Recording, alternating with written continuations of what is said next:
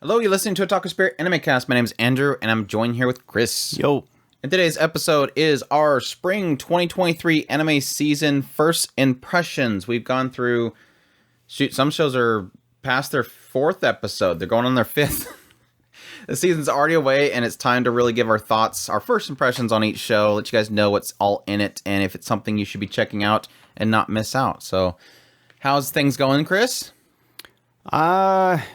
Besides exhausting. looking like your hand's broken, you breaking your hand now? Yeah, something like that. Just that ballerina accident. You just fell and you break. It's a trope in certain shows. You hurt your hand and you can't do the competition And anymore. it's life altering, and I have to be super edgy about it. No, the next time you use it, it'll never work again. It's that whole thing. You could die. But yeah, we're at TalkingSpirit.com. That's where you can go for all of our links, social media links, Discord, all that good stuff, so you can get a hold of us, as well as ways to support us through Patreon, tips, links, and all that kind of stuff. Or if you're on YouTube, you can support through Super Chats and memberships. We appreciate everybody that supports the channel. You guys are amazing. But yes, without further ado, we have a lot to go through. Hopefully, you can get at least half of it done now, and then we can do another half later on. First impressions take a long time, especially now that we have, 50 plus shows anymore. It's just... the industry's trying to take us out. Think so? That's why they're producing so many anime. They're like, we got to stop those guys. They claim they want to watch everything. We will stop them, but just give them way too much stuff. Let's kick things off with the first show that pretty much aired, and that is Hell's Paradise. It kicked off on, I think it was the first show, the April 1st show. But yeah, done by MAPPA. The Japanese title is Jiko Kuroku. Yeah, it was done by, our director was Kaori Makita, who did Kakagori Twins. But yes, action, adventure, mystery, supernatural shonen.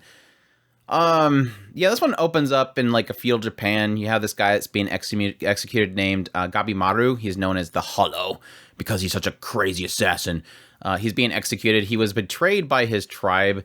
You kind of find out later that Gabimaru was trying to get out of the gig. Like, he didn't want to do it anymore, because he was assigned to wed the daughter of the chief, and the daughter of the chief pretty much instilled upon him this desire to not want to do what the tribe wants him to do, which is kill. He wanted to be a normal husband for her, because that's kind of the desire that she had, was just to be her own person. But within this tribe, if you're a male, you assassinate. If you're a female, you birth children for those assassins.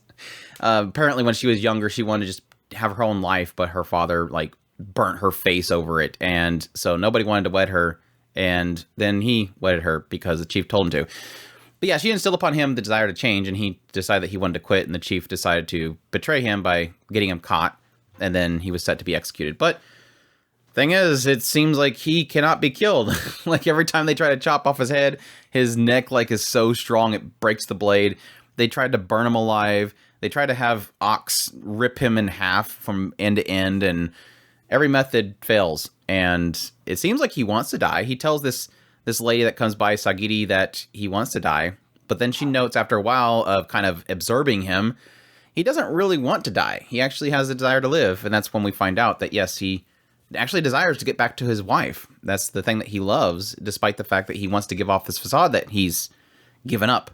But she offers him an option that would allow him to see his wife again, and that is the shogunate at the time is offering all these criminals, these disposables, to go to this island that is known as Paradise, to acquire this elixir of life, which grants immortality for the shogun.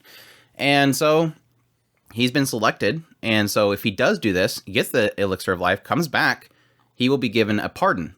And thus he'll be able to he'll have that protection. He'll be able to go back to his hometown, get his wife back, and live a normal life with her. So, knowing all this, he decides, okay, well, I'll do it for you. And so he, along with everybody else, is shipped off to this place where they meet the shogun. They learn what they're supposed to do.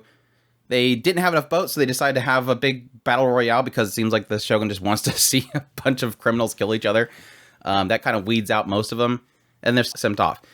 Now, the thing to keep them in check is that every single one of these criminals is given a handler, which is these people of this Yamada tribe. The Yamada tribe is pretty much a group of people that are all kind of raised to do different things that will advance mankind, which all require some sort of sacrifice of humans at the same time. Whether it's test out blades by cutting up people, testing cures with people's bodies, or executing, which this is what the Sagiri, who is, handling him, was kind of set to do, was execute. So they have to go there with one of those Yamadas. If they find the elixir and come back, and they don't have their Yamada with them, they'll be killed. If they step out of line at any point, the Yamada is supposed to execute them.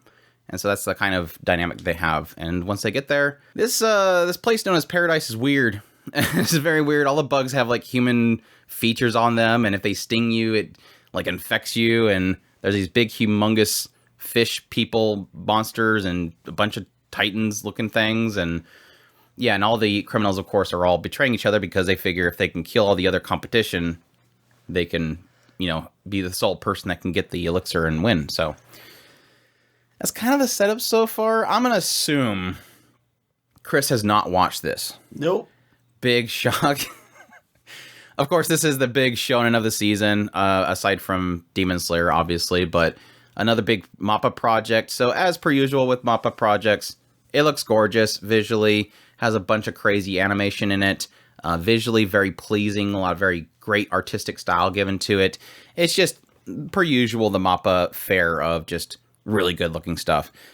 I will say, and this is not the fault of MAPPA, but really the mangaka, my biggest issue is that the show doesn't like to show you battles all the way through. So, like, in the first episode, there was a big pinnacle point in the fight, and they just cut it to the end. The second episode, most of that was animated. I mean, they showed, like, the prisoners fighting each other and beating each other up, and then Gabimaru ripping a bunch of people up. And then third episode, it went back to that, where you have this big guy with a bunch of weapons showing up to Gabimaru, and they're fighting for a little bit, and then suddenly it cuts, and the dude's out, and Gabimaru just standing on his corpse. And it's like, why aren't you showing the fight? And then he gets in a fight with Sagiri, and they're fighting for a little bit, and then it cuts to him winning against Sagiri, and it's like, but how did he win against her? Why don't you show this to me? It's in the manga too, which blows my mind. I don't know what the appeal is and what the artistic choice is to not show fights, unless there's something happening that the characters aren't talking about afterwards that's really crazy that happens. That aside, like I said, it's visually really amazing, and the artistical and the artistic choices they make for a lot of things, like portraying Sagiri and the weight of all the killings that she's done on her, and Gabimaru as well, is really interesting because that's kind of the thing that links the two of them. I think they've done really well in building up Gabimaru. He has a really solid driving force. Calling it already, the wife's going to be dead. I just have no doubt his wife is going to be dead by the time he gets back, but that's probably several volumes in the future, because they have to do the Paradise Island first.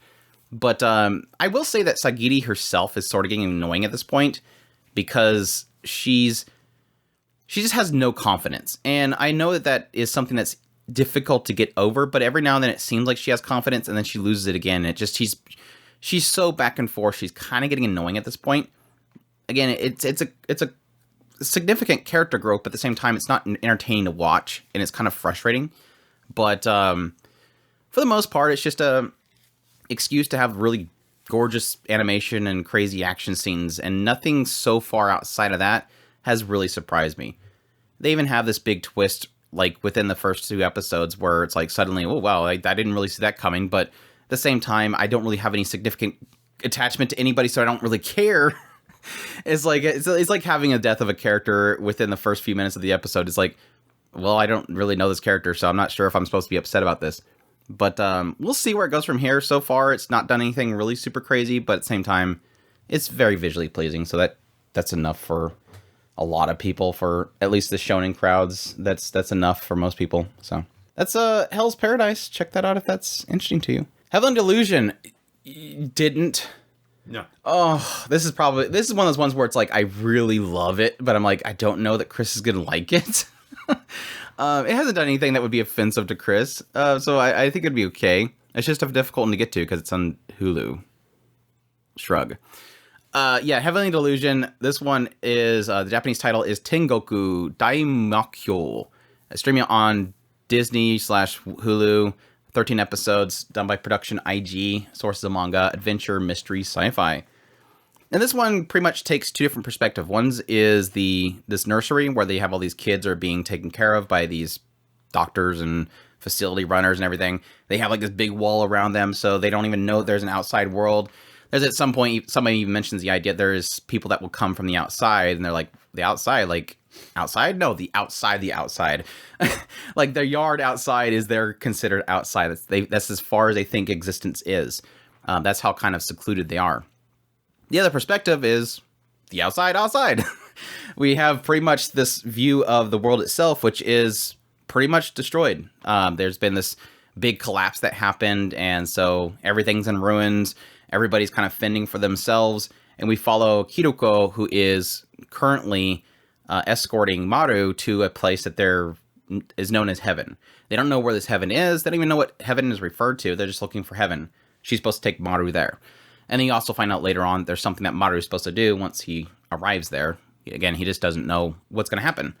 So they're traveling around this Tokyo and everywhere around Tokyo that's just kind of desolate, looking for heaven. All the while being attacked by thugs, or finding, places of refuge that people have built, or just being attacked by these things known as man-eaters, which are just these big monsters that consume people. And that's kind of, like I said, the back and forth between them. In the nursery, you kind of get a perspective that, obviously, is this place something you can trust? What are the doctors doing there? What is the point in them being there? You get a hint that each one of these children, at least some of them, seem to have some sort of different abilities. Like, really early on, you have this Mimihime starts mentioning that something's going to happen in the future. Like, these two people are going to arrive. At some point, she mentions, like, oh, this person fell. Something else is going to fall from the sky.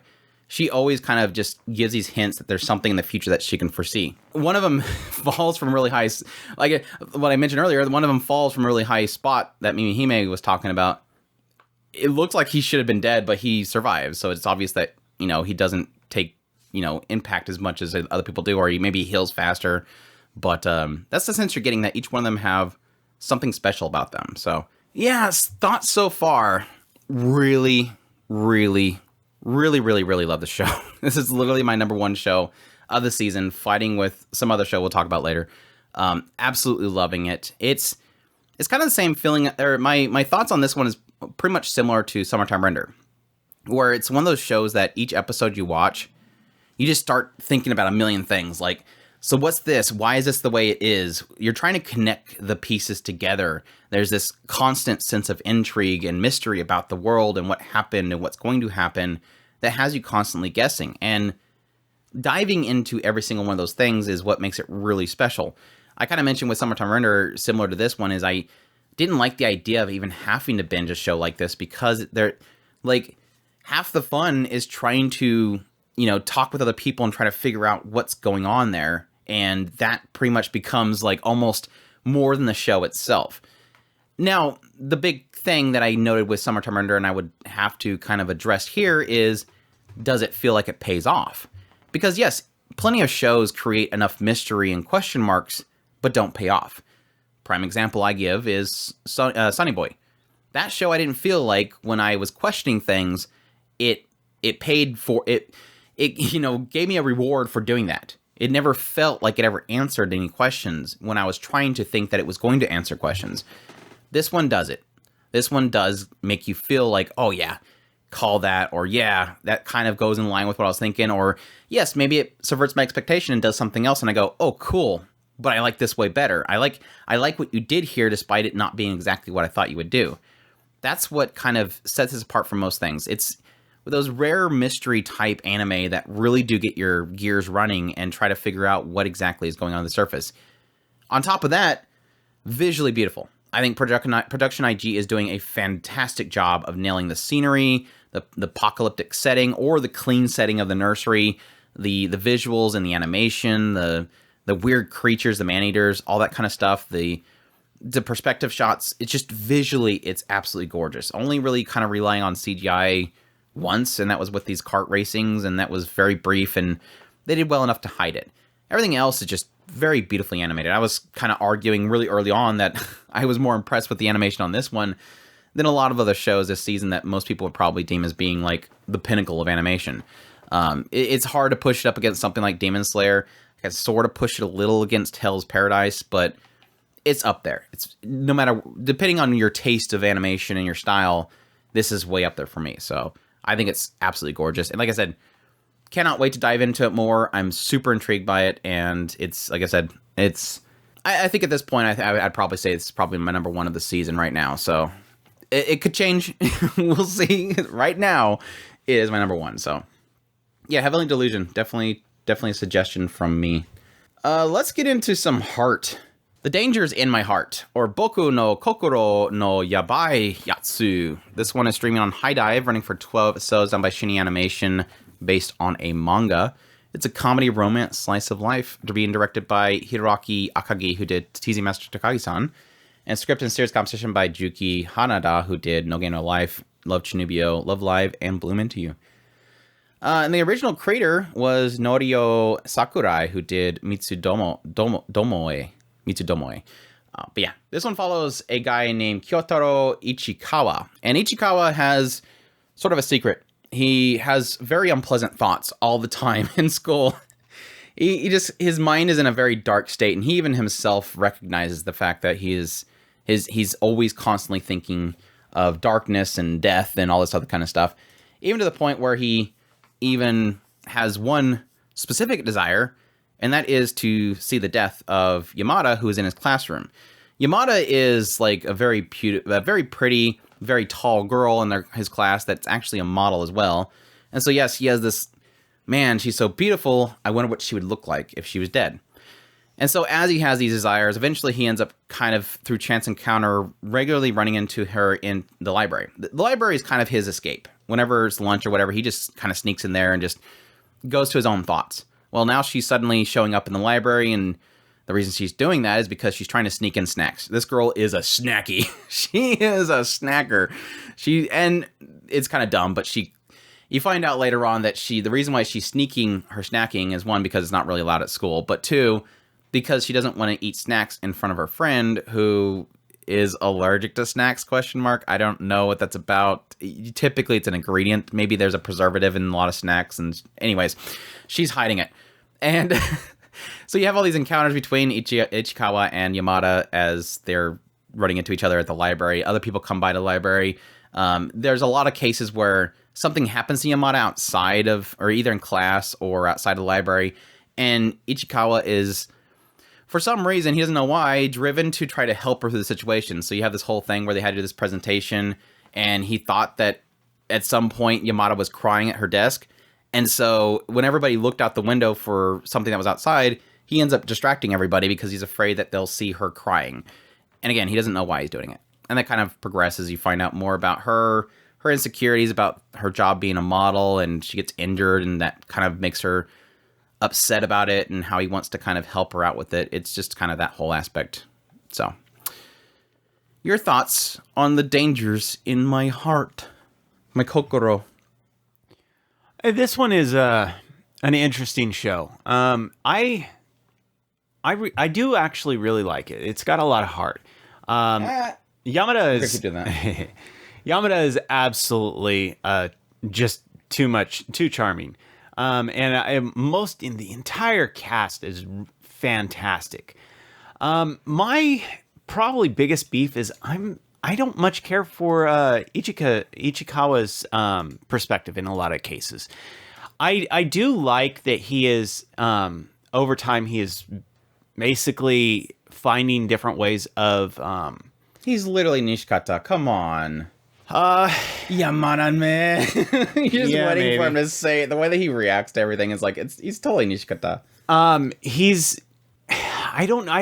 wish I could put my finger on it. In a lot of cases, he's just dark, and I do appreciate the fact that he does find value in Yamada, and that he contrasts very, very well, like Andrew had mentioned, the concept of what he values in her versus what his heart is really telling him.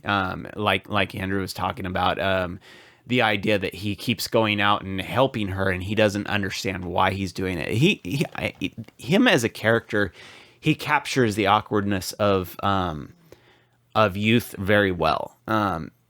It is this kind of weird concept of, I have a real hard time with Ichikawa, and that is really the probably the most frustrating thing about this show is I want to see him grow, but at the same time, is it just a Chunibyo type thing where he just has this weird, not sure what he thinks about life or not, and eventually he grows out of it. But that would take away from the idea of the show. But he does capture this idea of not a narcissist, but sociopath for a lack of a better term. He's goth. Mm-hmm. How many episodes did you get, by the way? 3.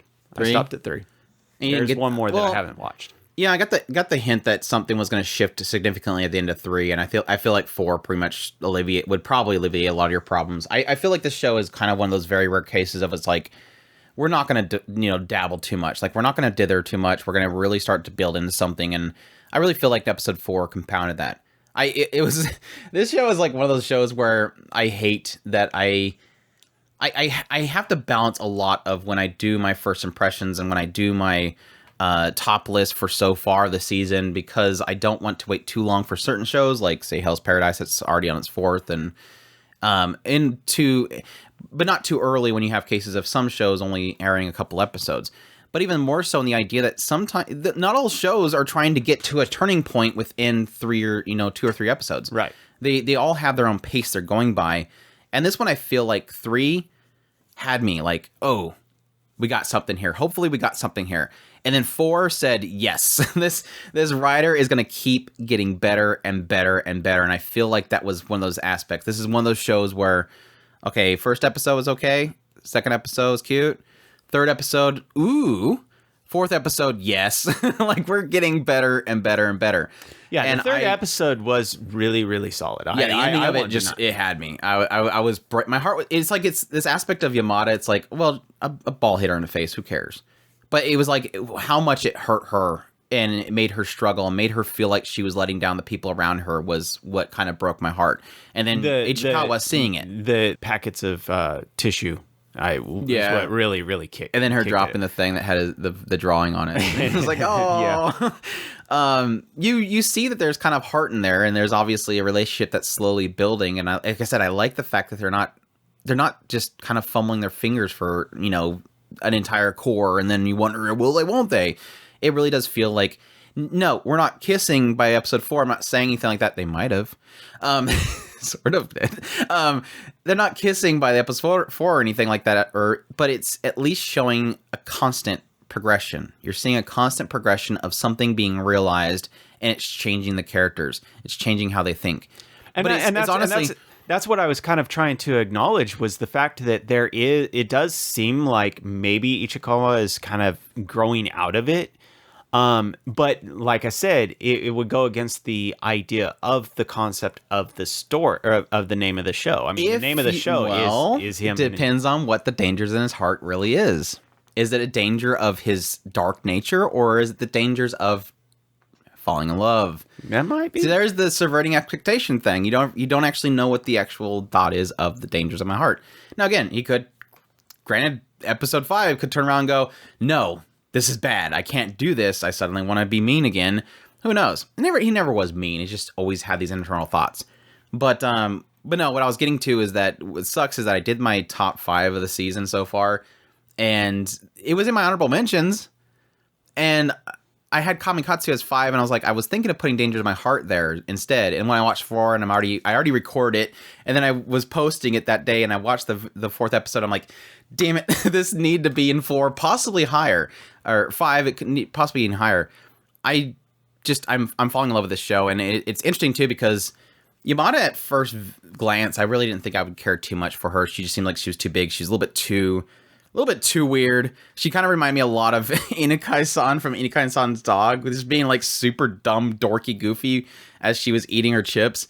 I love that. I absolutely love her goofy nature. But then, like, over time, she's kind of grew on me. She's just a dork, but at the same time, she's a dork that has feelings and insecurities that she's facing. And I think you've seen a lot of that with her struggles after being hit with a ball.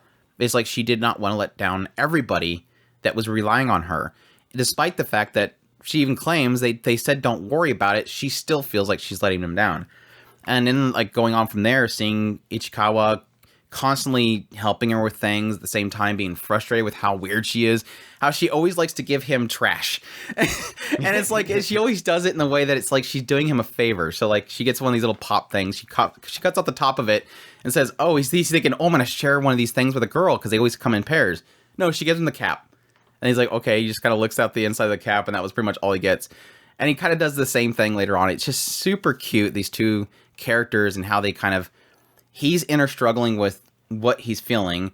At the same time, we're not really getting a sense of what she feels, despite, you know, her struggles with getting injured. But it's kind of one of those series where I'm kind of hoping that eventually we get a perspective of her, or at least get her to talk a little more to kind of show what exactly she's feeling. How I feel they're doing Yamada is it's almost like they're telling the story through her actions rather than her saying something that she feels. You're seeing that, oh, she came down there to the lobby while he was ordering and cracked a couple jokes with him about ordering the same thing she is, but then she left. So she wasn't actually there to order. Oh, she just wanted to see Ichikawa. And you're like, oh, it's super sweet. You know, you're seeing the two of them. And you're like, you two are so cute together. Just go. It's awesome. I love it. It's not a teasing girl show. Granted, her action does throw him off. It's not like she's actively teasing him. But I think it does kind of fit into that realm of seeing this kind of comedic, cute little romance slowly, you know, being put together, but still having the reaction type of stuff you would get from a teasing girl type of show. So I'm loving it to death. I cannot wait for more. Again, like I said, after the third episode, which gave me hope, the fourth episode really did nail it. It's kind of one of those shows where I say probably watch four episodes to get an idea if you're going to like it. Because like I said, the first two episodes were okay. Just not really selling me on it yet. It was the third and into the fourth episode that really started getting me going. This could be a gem. Like, this could literally be a gem. So you just wait. Let me finish this podcast. I'm going to be catching up on the last episode. I will watch the fourth episode. I only put them off. Sorry, guy. That's all we're going to cover today because Chris needs to watch some shows. But yeah, there you go. Speaking of more cute little stuff here, we also have our next one, which is my Clueless first friend, which is another cute little romance spurring. Well, I wouldn't call it romance yet. We're talking puppy love kind of stuff here. We're not getting too crazy.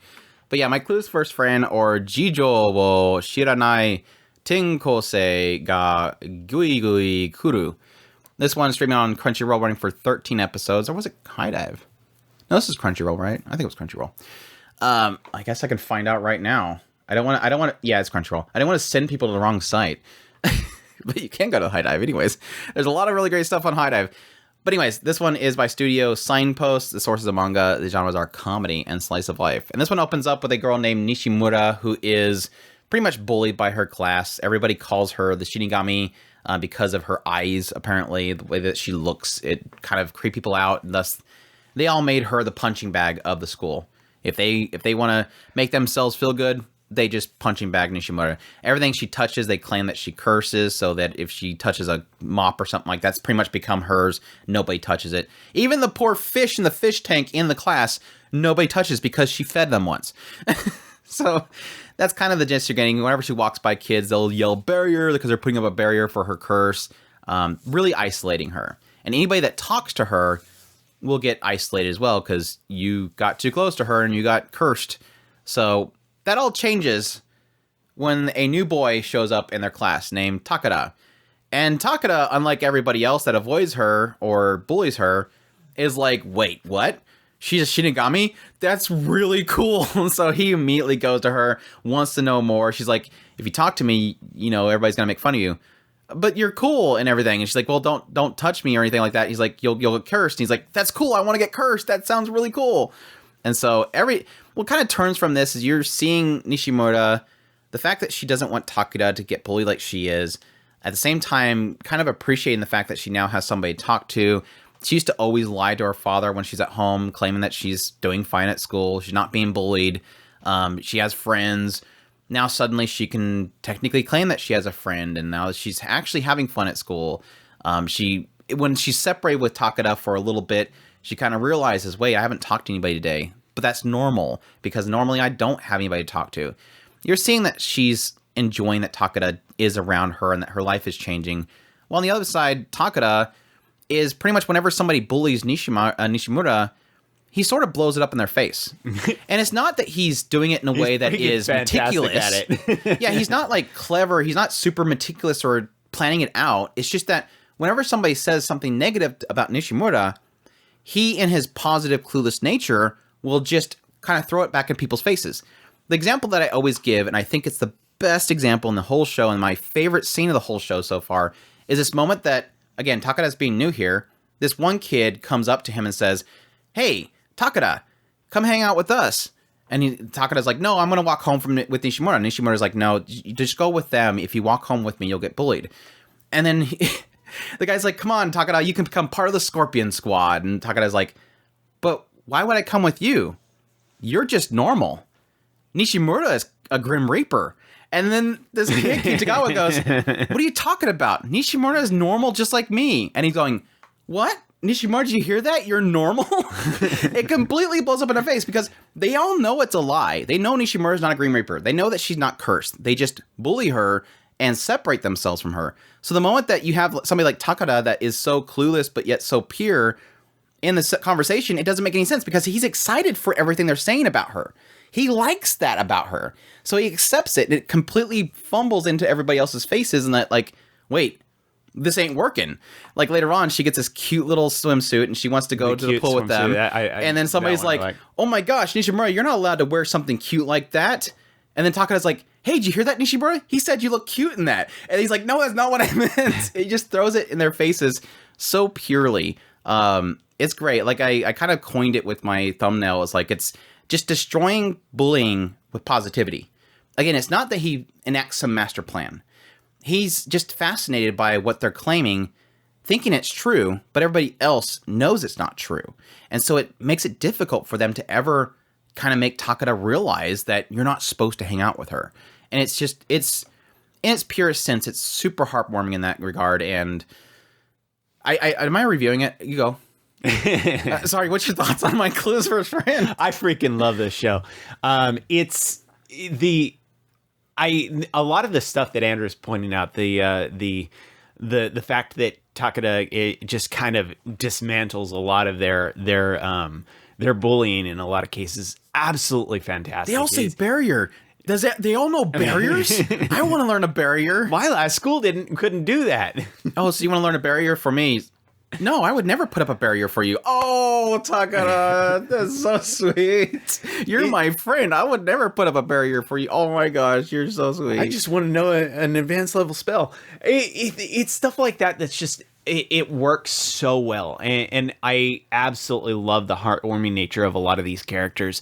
And each one of them, and how they're slowly coming around to Nishimura and not actually finding that they're not as hateful towards her as they originally assumed they were. They just kind of, by the nature of the pack mentality, they all decided that Nishimura was the one that they didn't like. And now suddenly they're realizing that Nishimura is not that bad of a person. And well, I haven't really seen them really accept her yet. Unless, yeah, I think I watched the recent episode.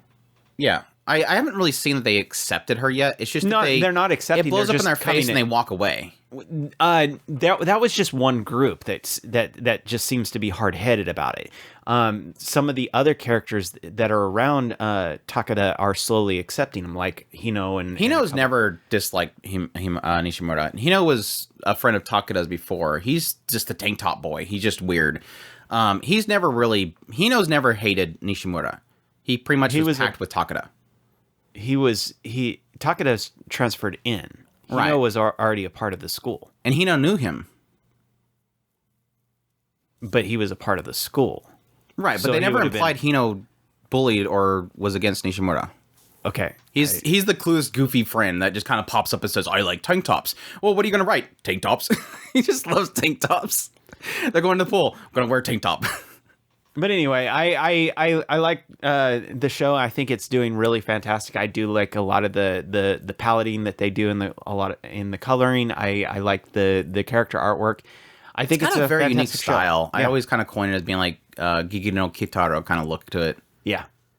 But I will admit, I think my only negative for this show so far is Not so much the style, because I do appreciate it for being very unique. And I think it fits that very cute nature of the characters, very young nature of the characters. But I will say that it just doesn't feel like it's really doing much with animation-wise. There's so much they could probably do with expressions and characters themselves to make it look a lot better. It just feels like Signpost is just kind of keeping it very basic with the show, which is honestly, unfortunately, very common with some of these comedy slice of life type of shows. So, but yeah, I'm loving this show. I don't oversell it. I don't think this is doing anything incredible, and I don't think you're gonna have like constant plot twists every single episode with it. It's just, like I said, in its very simplest sense, it is bullying happening and this positive nature coming in to kind of fix it. It doesn't sit in the bullying for too long. It is a presence, and it's a constant presence. I almost appreciate the fact that it's not a quick fix. You don't have, even with Kitagawa, even though he completely blew it up in his face in this idea of, you just said Nishimura is normal, they still kind of fuss and walk away. They still don't like this aspect of Nishimura, and they haven't really come around to her yet, but I think that's what's going to be in the end as it goes along. I'm assuming that's going to be the nature of, they're never going to win against Takeda, and they're going to all realize as a group, Takeda's fun, and Takeda's always hanging out with Nishimura. Let's have fun and hang out with Takeda despite Nishimura, and eventually realize Nishimura is not this curse bestower that we all joke about. She's actually a normal person. And I like how they're doing that so far. Like I said, but in the end, I think besides like this pretty heavy point at the end of the 4th episode, where you have this realization for Takeda, I don't necessarily think it's going to do anything really incredible. I am very curious as to what's going to happen in the 5th episode because of what happened at the end of the 4th episode. I really do feel like it might possibly change the chemistry completely. But we'll see. It's kind of one of those ones where this sucks to do impressions on this when I really do feel like something's going to shift in episode 5. But it could just go back to the normal, because I think at its core, Nishimura does appreciate Takeda, even though Takeda feels like he might be blowing up what what they're saying about her and his like for her because of the Grim Reaper thing a little bit too much. But yeah, everything outside of that I love. Nishimura obviously being voiced by Konomi Kohara, who of course is Roxy Magurdia, obviously sells her as a character for me. I love her soft voice. She's super cute. I love seeing those insecurity moments, seeing how she always had to lie to her father finally having this moment where she's asking for something. Of course I'm going to get her something. She never asked for anything. Is super cute. The sister was great. The scene with the sister was fantastic. Him coming in there and saying, yeah, I always hold her hand because she's going to curse me. And she's like, you don't say that about a girl. But Nishimura's like, but that's Takeda. I'm not offended. That's a good thing that he says that. And in a sense, from Takeda's perspective, that's a really sweet thing to say. It's just, Takeda's a dork. And I always want to kind of come up there and say, good job, kid. But yeah, it doesn't dwell too much in the dark stuff, or the bullying and the heaviness of the bullying, but it does it enough that you get the point, at the same time kind of correcting it with Takeda. So I really enjoy it. At the same time, I don't necessarily think it ever is going to do something really huge, even though it's had some really great moments. So yeah, that's my Clueless First Friend. Check that out if that's interesting to you. My Home Hero. My Home Hero, which is streaming on Crunchyroll, running for 12 episodes, done by Tezuka Productions. The source is a manga. The genres are action, drama, thriller. This one is created by Naoki Yamakawa, who, of course, did I'm Standing on a Million Lives. And it follows a guy named Tetsuo Tasu, who we realize really quickly he's a mystery novel writer. Doesn't seem like he's doing too well. Gets a lot of criticisms for, let's say, copying other people's works and not being original enough himself. And it seems like that's true as we see him in a cafe reading somebody else's work and taking down notes. Well, he's there at the cafe in order to meet with his daughter, Reika, who is going to university and has moved out. And he's kind of checking in on her and find out how she's doing. And she shows up with a mask and sunglasses and a hat. And he's like, what, did my daughter turn into an idol or a famous actor? And he asks her to take it off, so she takes it off and she's got bruises on her face. She claims that she just had an accident, but it's obvious that her new boyfriend is smacking her around. And so he decides to, despite her not wanting to, go over to her place and check out this guy that possibly is beating her. He ends up seeing the guy outside the house walking with his thug friends, talking about how he had to smack around his girlfriend a little bit. And as he's falling, he ends up kind of getting caught by some guy that works for them. He got stripped naked in an alleyway and took a bunch of photos of him to use against him if he ever decided to do anything that he shouldn't. And then later on, he ends up bumping into the boyfriend as he is at Rika's house. And overhears him talk about that he's trying to get the money from Rika's grandmother, all of her inheritance and stuff, and then discard her, possibly break or kill her. So he's, hoping that whoever he's talking to on the phone will come in and clean up after him, because we find out that this guy, that's the boyfriend of this daughter, is actually the son of the head of this certain mafia group. And so they just clean up whatever dumb messes he makes. He's kind of a nuisance, but again, the mob boss loves him and will kind of have him clean up after him. So yeah, Tetsuo, in hearing this and nearly getting caught, decides to lash out and kill the boyfriend. And then his wife walks in, and together they decide they're going to cover it up because they just killed a Yakuza son, or boss son, and they're going to get disposed too. So they have to cover it up. And so this kind of turns into this little cat and mouse game following this, as they have to find out how to dispose the body, cover up the fact that they did kill this mob boss's son. And while the mob itself is looking for Nobuto, if he's even alive, or if he's dead, who killed him, and obviously the prime target being Reika or her parents. So it kind of turns that whole thing. And the interesting aspect here is obviously the fact that because Tetsuo is so into reading mystery and he's writing mystery, he does sort of have a lot of ideas about, how to make a body decompose a lot quicker, and all these things that you would normally get in a mystery murder type book about how to dispose of bodies or hide up bodies or cover up for yourself. So that's sort of the gist of My Home Hero. Don't mess with Papa Bear's daughter, or you get the axe. It's pretty much the gist of it. Coming in this show, I'm assuming you didn't watch it. No. Coming into this show, I was not too thrilled because I'm not a fan of I'm Staying on a Million Lives. And I'm Staying on a Million Lives does some interesting things with the isekai genre, but at the same time, when it got into the head of the main character, when it starts getting really twisted with the moralities and stuff later on, this writer dropped the ball for it. So I was kind of assuming the same thing with this one. But I don't necessarily think with My Home Hero that it's the problem with the writer. My problems right now is not so much with the writer, it's with the studio and the team working on it. This, I mentioned it, I was doing my tier list live stream, and I mentioned, I threw it in way down low, and then later on somebody came in and said, wait, why is My Home Hero down so low? And I said, I don't think this story is a bad story. I think it's just a bad adaptation. This is possibly going to be a prime case of bad adaptation. And the reason I felt that early on, even with the first and second episodes, it felt like there was so many missed opportunities. The act of him taking out the boyfriend was literally, he charges out of the closet after distracting him, and then it cuts to the wife walking in, and there's a body on the ground. And then it cuts back to show you how he killed him. And it's but you ruined the tension back here. And then plus, I don't see any sort of Tetsuo going, but I'm going to kill somebody. Or Tetsuo thinking, but I just killed somebody. I made somebody stop breathing. This person before me is dead.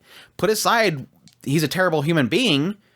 I just ended somebody's life. And it never dwells on any of that. It's not until the third or fourth episode that it even starts to have him think about that kind of stuff.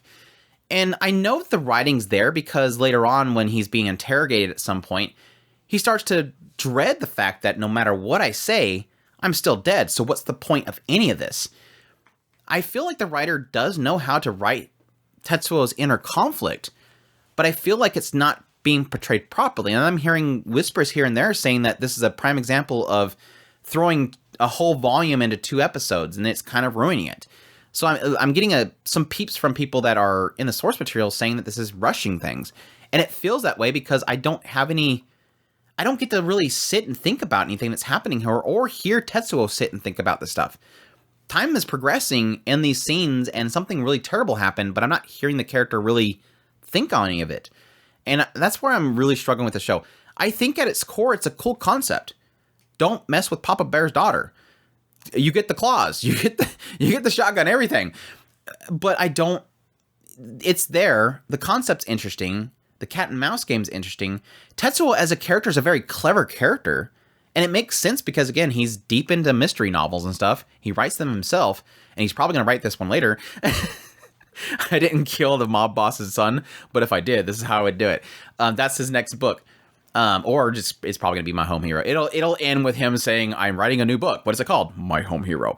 But it feels like as it goes along, I'm missing things. It doesn't feel like a complete story. So it's kind of one of those ones where even early on, I'm going, I almost don't want to watch this because in the hopes that later on I'll go back and I'll read it because I feel like this is, again, a prime example of bad adaptation. But that's kind of my thoughts. I don't want to get too much detail because, like I said, I think this is really one of those ones where I would just kind of shuffle people in that direction. Like Spider, So What? It's obvious that was a bad adaptation. Go read the source material if you want to get into it. So, yeah, that is that. The Aristocrat's otherworldly adventure serving God who go too far. Gods, sorry, there is multiples of them. It was like 7? 7. Yeah, 7. This one is Tensei Kizoku no Isekai Boken Roku Jisho wo Shiranai Kamigami no Shito. Streaming on Crunchyroll, running for 12 episodes, done by Studio Magic Bus and EMT Square. Magic Bus sounds like children's book publishing. Anyways, source is a light novel. Genres are action, fantasy, romance. This one opens up with a guy that's going to a convenience store. Some dude that's really badly wants to stab some cute girls in kimonos comes rushing out of the convenience store. He decides to jump between them, gets stabbed, passes out, and dies, and then gets reincarnated into the body of a boy named Kain. Well, it kind of suggests later on that he was reborn in that world. It's just that his memories were blocked until they were going to block his memories completely, but he regained his memories by like age 2 or 3. He was very young when he regained his memories. But yeah, he realized he's in a magical world, gets really super excited, wants to learn magic, wants to learn about the outside world, eventually learns magic, is super overpowered, goes to his baptism, which at the age of 5, everybody gets baptized, and that's when they get their blessing from the gods. Typically, at most, you'll get one blessing for maybe one level. He ends up meeting all 7 gods, and they all bestow upon him their blessings, so he gets all 7 blessings, but even though the cap is at 5, he gets at 10, everything. And the ability to hide his stats, because everybody's able to kind of bring up their status screen in front of each other, which is totally normal. So he hides the fact that he's got like 10 and everything, but he still shows that he got a lot of blessings and a massive amount of mana. But then he gets some 2 people to come and train him, and then he goes off and he ends up running into a carriage with the princess and some baron's daughter, and then they want to marry him, and I don't know if there was an episode. The creator god wanted to give him 11, but they... Yeah, they want to give him more because they're sort of implying this idea that in his future he's going to run into something really bad, and this might not be enough for him. And the OP kind of insinuates that he's going to get older, which might be the only interesting thing about the show. Your thoughts before I get into that? I'm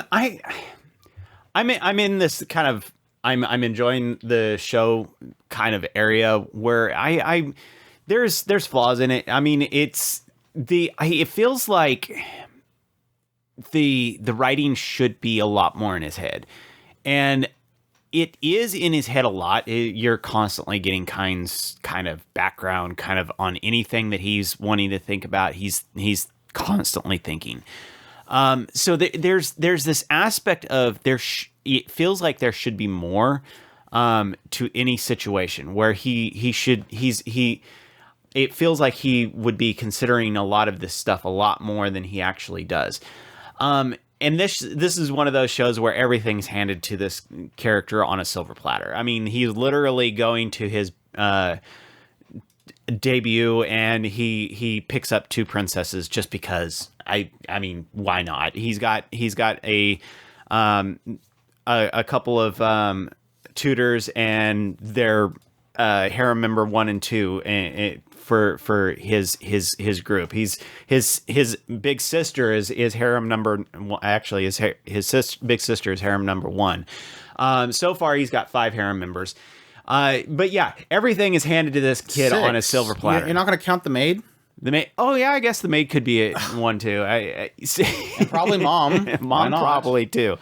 Everybody's doting on this kid. That guy that he beat up in the Adventure Guild. And probably. Oh, the Adventure Guild tenant. Cute dog girl. Was she a cat girl? It was a dog girl. Oh yeah, she's adorable. She was super cute.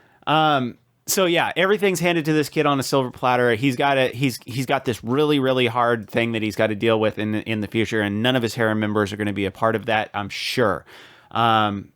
He's definitely not going to win through the power of love. So we'll see what happens. As it stands right now, I'm enjoying it. It's fun show. It's just a box standard isekai by the books. Moving on. I don't really have anything positive to say about the show. I only got through my first impressions video by basically making fun of it about this guy that wants to stab cute girls in kimonos, and he teleports and gets stabbed, and then when he wakes up in the new world, or when he gains his memory technically, he immediately looks over to the mirror, and the thing that he's shocked by is, who is this boy? Not the fact that he's in this room, and not the fact that there's this mom here and the maid there. He's just shocked by, who is this guy? I kind of chuckled at the fact that the sister had because they can show each other the stat screens. His sister had the stat, or the title of Kine Doter or something like that. Doter of Kine. But yeah, it's way too by the books. He goes there, he gets OP, he gets all the abilities, he goes off, gets the trainers, always have to have the trainers. He kills a dragon, always got to kill a dragon early on in life. He creates OP, like, national treasures items for these two trainers of him, because, oh, shrug, I could just do that. Boop, there it is. Really quickly getting not only a baroness daughter to be madly in love with him just by killing a couple of orcs, but the princess of the kingdom itself, and the king's, like, perfectly fine with just wedding off her daughter to just this random guy that just happened to kill a orc, which totally kings do that, just wed off their daughter because he's super OP and needs to keep him in the kingdom. It feels so by the numbers, by the check marks, and so box standard that it's just, I feel like I'm watching the same thing I've watched before. It's not doing anything different to say, oh, but at least this thing. Like I said earlier, the only thing that I've seen so far that is the, oh, but this thing, which I'm fine with watching a lot of standard isekais. I just have to have that one thing that makes it different. The only thing it's doing is in the OP, which might not even be something it's going to actually do, which is have it be a full life isekai, where he's going to grow up and have to fight something really difficult. But that could be in the source material way in the future. Maybe they just decide to throw it into the LP just to kind of give somebody something. Like, they're going, man, this is super standard, and it's going to be super standard for 12 episodes. Well, how do we get people to be interested? Throw something really cool later in the series into the OP. Maybe people think it's actually going to be in the show. But so far, it's Super Shrug. It's a Super Shrug show. The visuals is okay. The animation's wonky and blah at times, but it's got a unique style to it, which is going to be a hit and miss for some people. But I am kind of curious. Maybe it can shock me in saying that my preconceived notions on it, my assumptions are wrong. Maybe the two girls he saved in his previous life decided to jump in front of a car, and so they're the princess and the baroness daughter.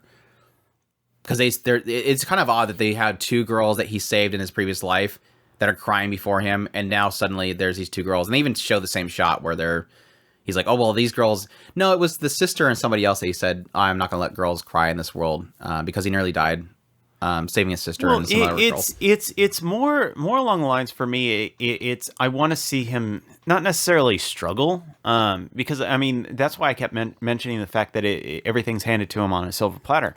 I want to see him fight for something in a weird way.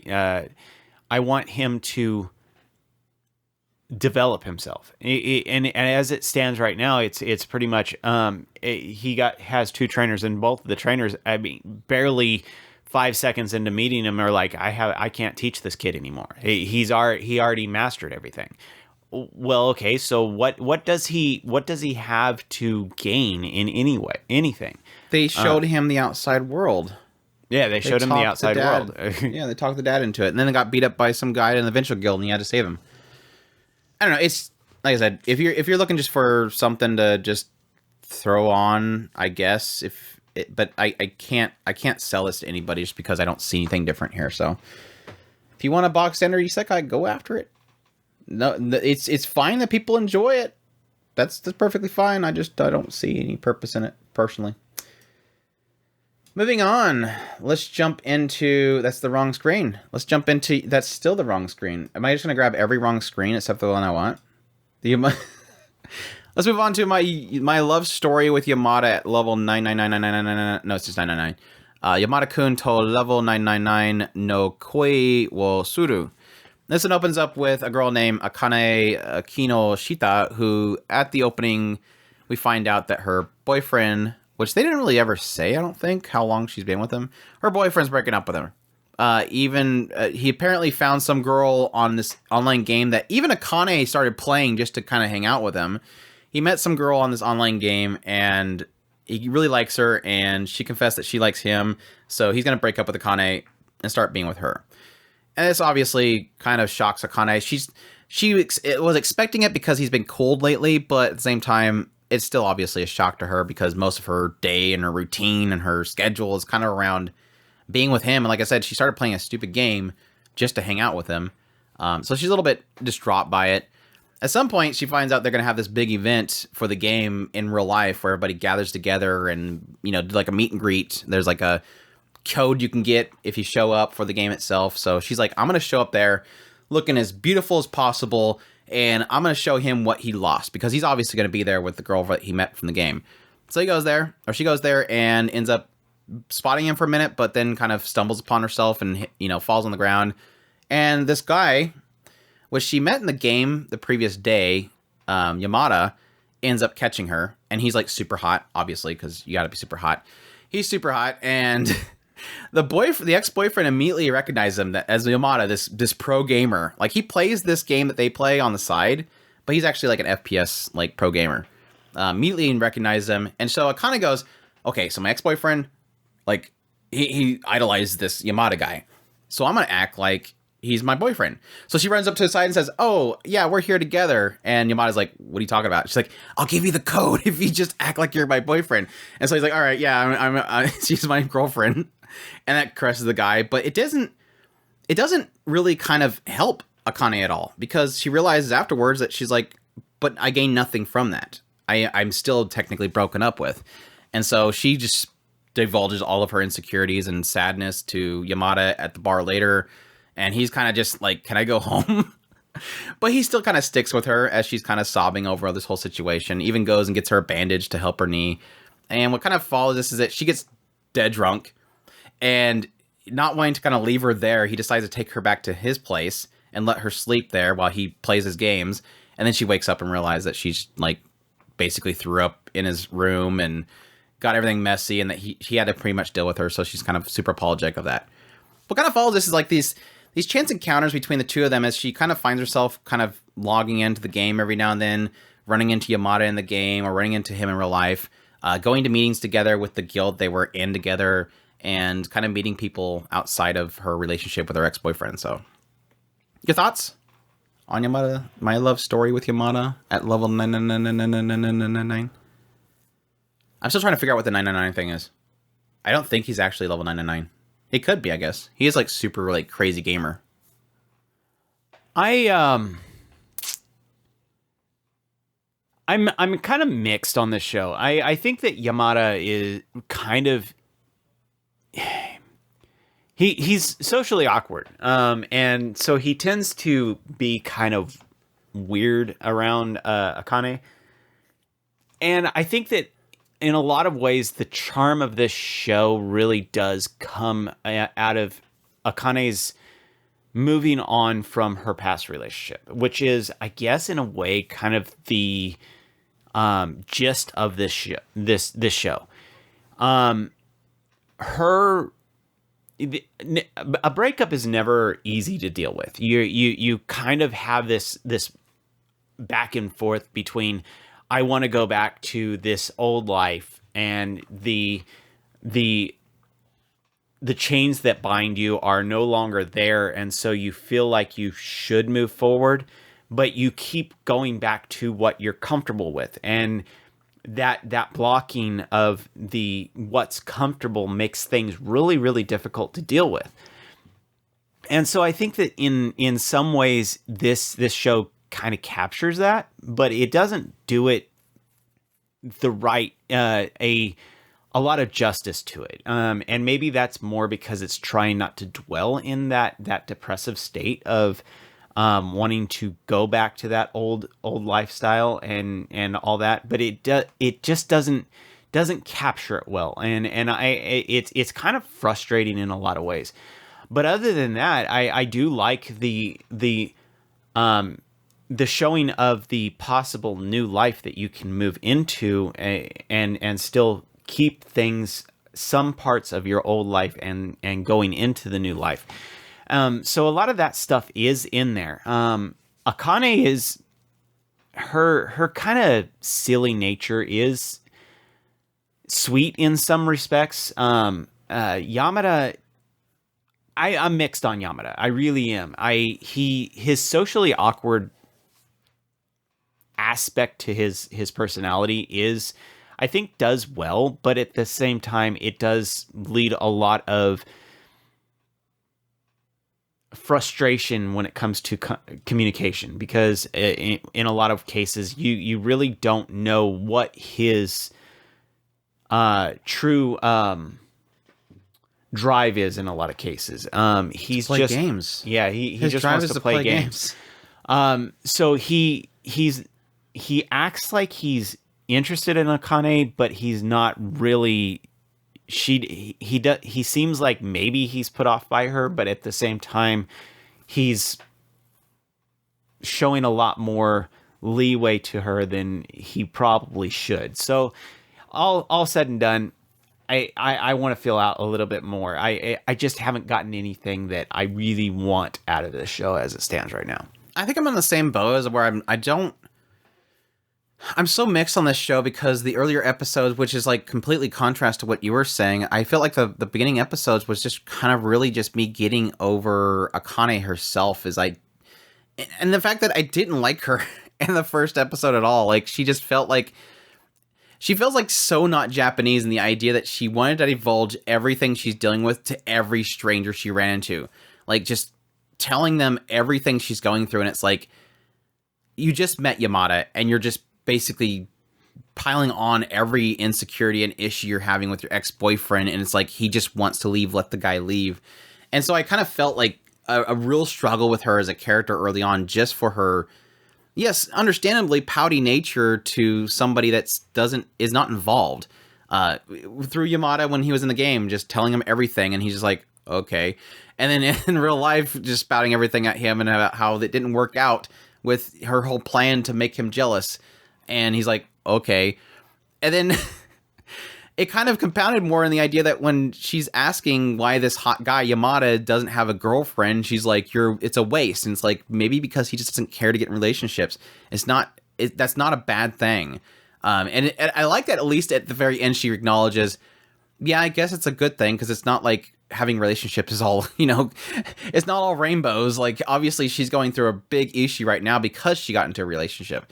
So anyways, that gets to the idea that I was really kind of not liking Akane's character for like the first 2 episodes. And I felt like it did kind of set in the aspect of her constantly whining about the fact that her boyfriend broke up with her, when honestly, we never got an indication of how long she was even with him.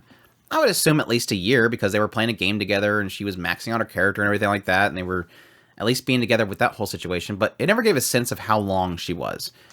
Even though her friend kind of insinuates that she's, pretty much planned her entire life around it, never really gave us an indication of what that really felt like.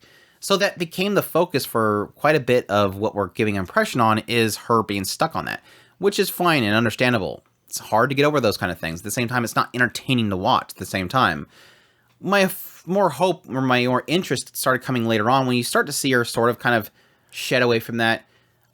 She started to grow on me. I did like her personality, and I kind of want to see her as she finds herself kind of slipping into the game. I like this one moment where she goes on a group date with her friend, and she just didn't want to be there. And then she goes back home and she immediately logs in the game. She's like, I can't believe she just realized at that moment, like, I decided to play a game rather than having a social grouping. Like, she's changed. And it's sort of kind of hinting at it being a good thing, because she's finding social interactions with that. She likes this guild leader that's super positive, that pretty much helped her kind of pull back into a sense of positivity. But I will agree with Bob, or I will agree with Chris, is that I don't have a sense of Yamada. He makes sense because he's a gamer and he just wants to focus on that. He's a pro gamer. He's obviously has to dedicate a lot of his time into his FPSs to be a pro gamer. But I don't know why him and Akane. Like, I get Akane liking Yamada because he was there at a vulnerable time for her, which is technically a bad thing. He was there for her. He listened to her. He showed kindness. He's obviously handsome. She has an interest there. But what does Yamada see in Akane is going to be the big question mark going forward. And I'm kind of curious about that. Is it going to be that he shows her, or is it going to be that she shows him that you can be social outside the game and have fun? Maybe he hasn't had a good experience outside of games interacting with people. Maybe she can show that. It's obvious that he's comfortable with it because he's going to the gathering.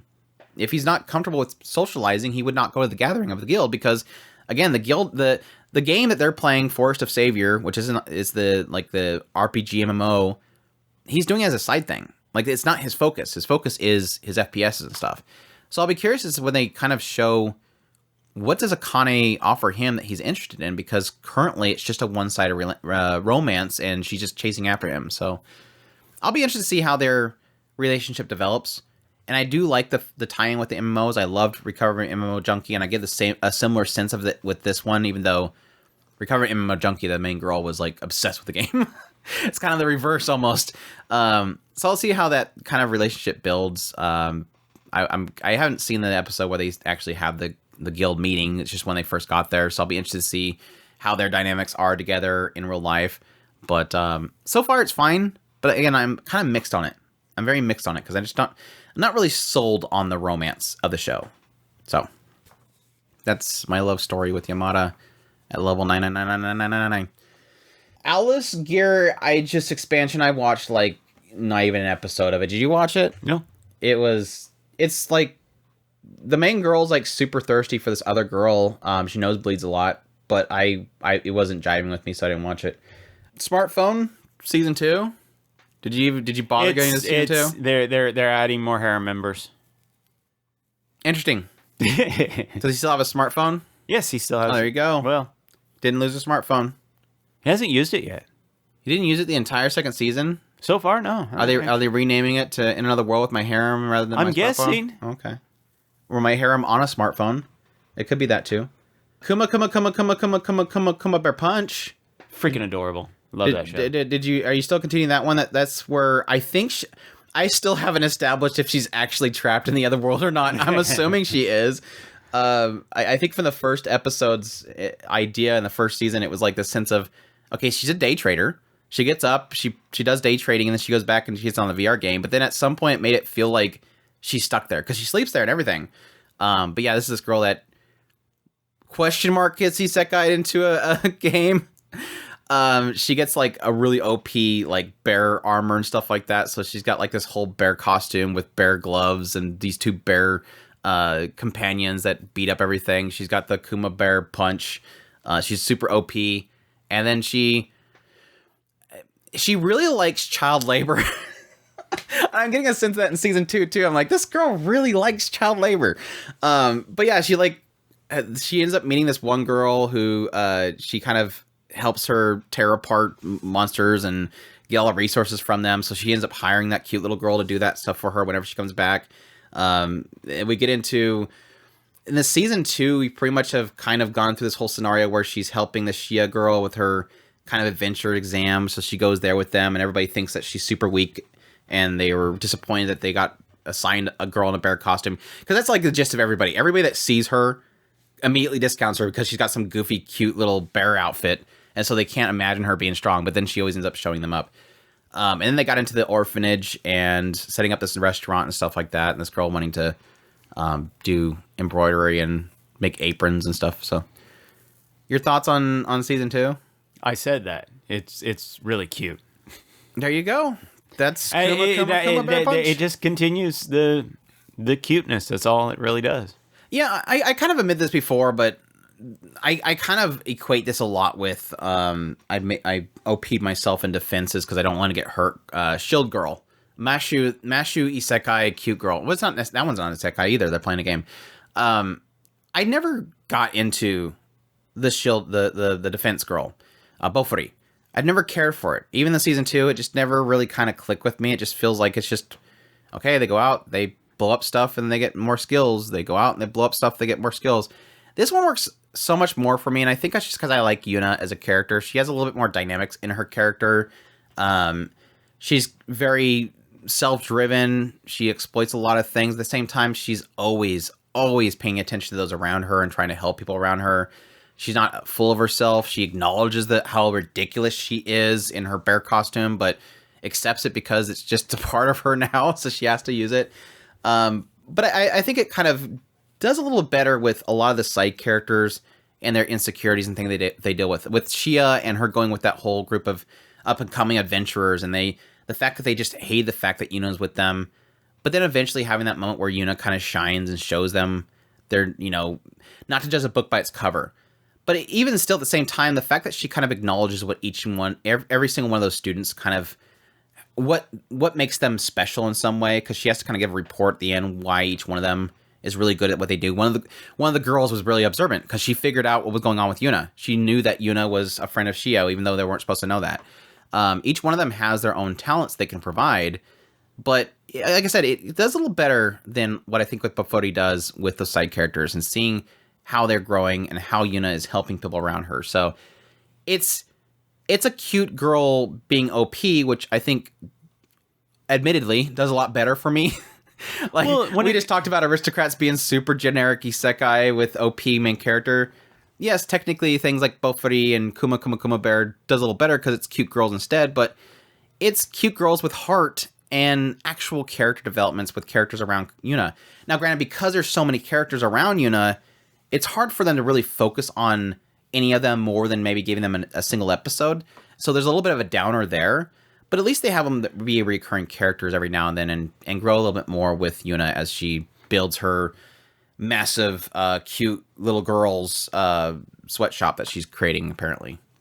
One thing that compounding on what Andrew is saying is that this show does have a lot more of her just interacting with a lot of the other characters, where Bofuri,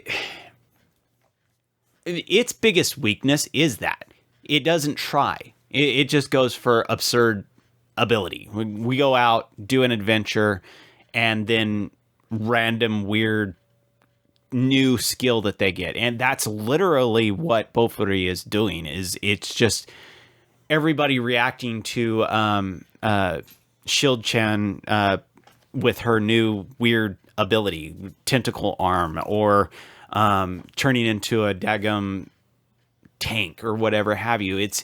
It's more trying for the just goofiness of absurd skill that the writer can come up with, whereas this one is just more along the lines of as much heart as possible in each one of these situations. That's why I mean when I say, okay, well, how is season 2 doing? It's just more cute. And it really is. That's what this show does compared to Bofuri. We're calling Maple Shield-chan now? Shield-chan. Yes. Maepuru? Shield-chan. There's Kuma Bear Punch you.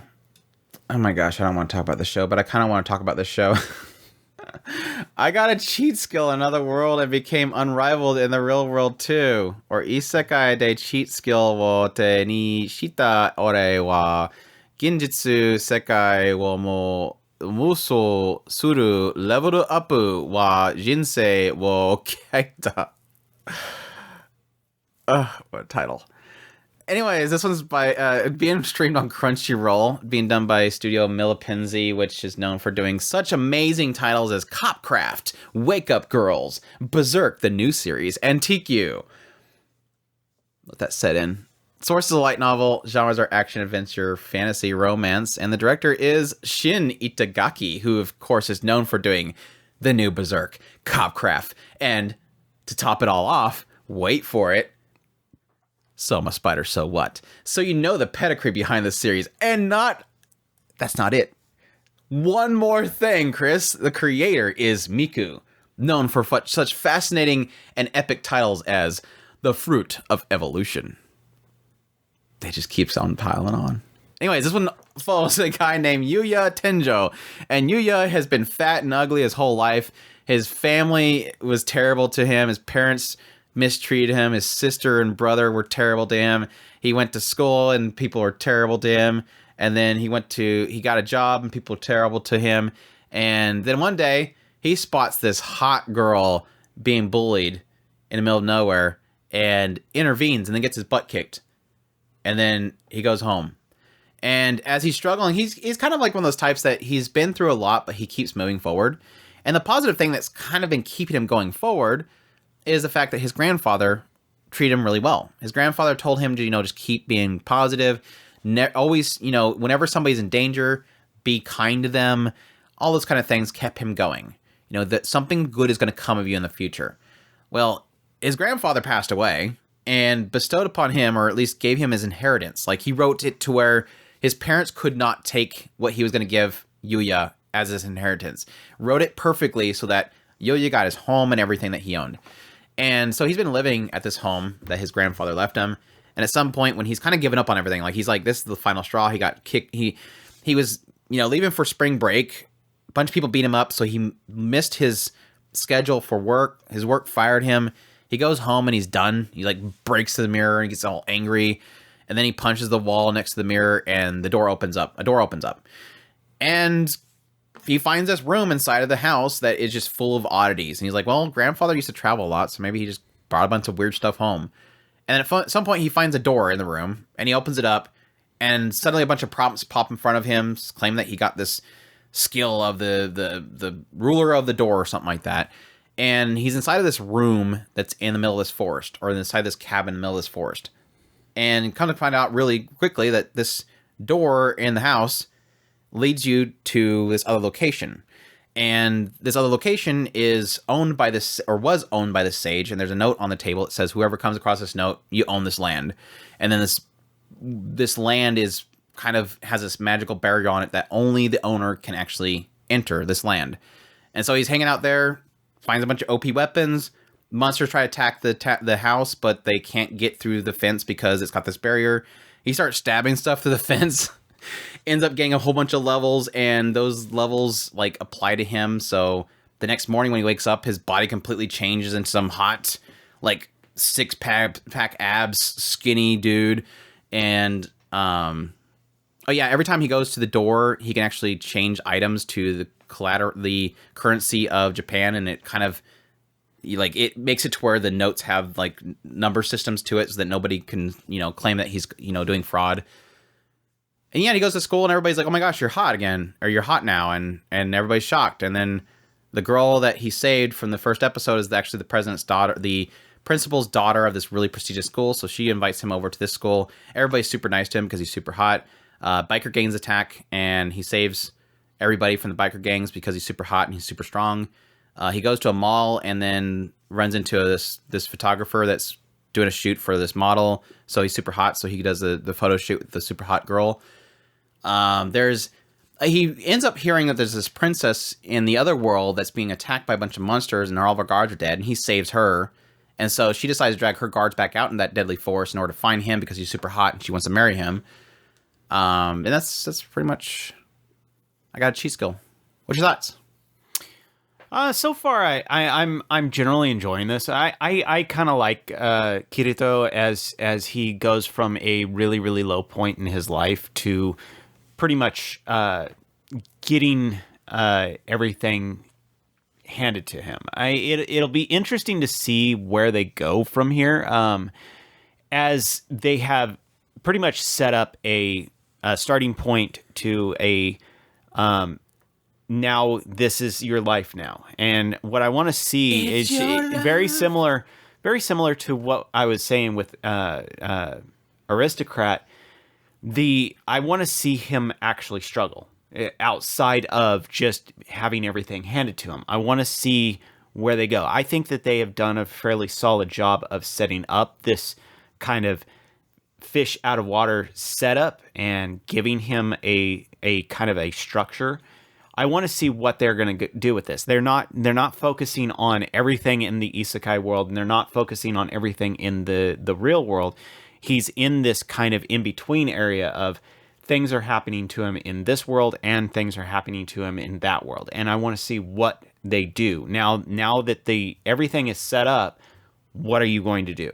It will literally succeed or fall flat on its face based on what they decide to do, because they're setting him up as a model in the real world, and they're setting him up with a princess, which I'm assuming they're going to he's going to have to, that's going to get him involved in what's going on in the other world. So yeah, it'll be interesting to see where they go.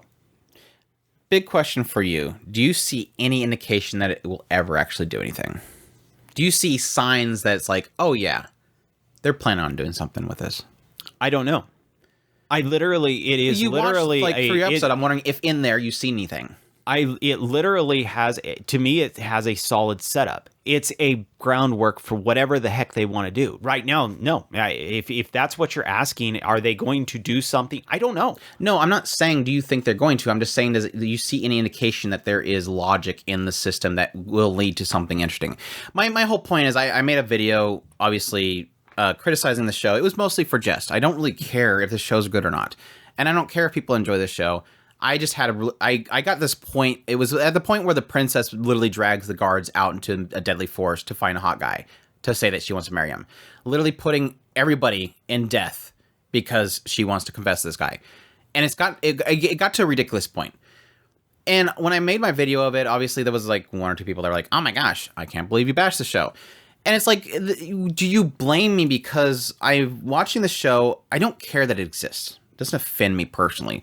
But there is a point in which I go, this is kind of absurdly bad in a way, because yes, it's wish fulfillment. Let's just be perfectly clear. This is a wish fulfillment show. This is Miku, the writer.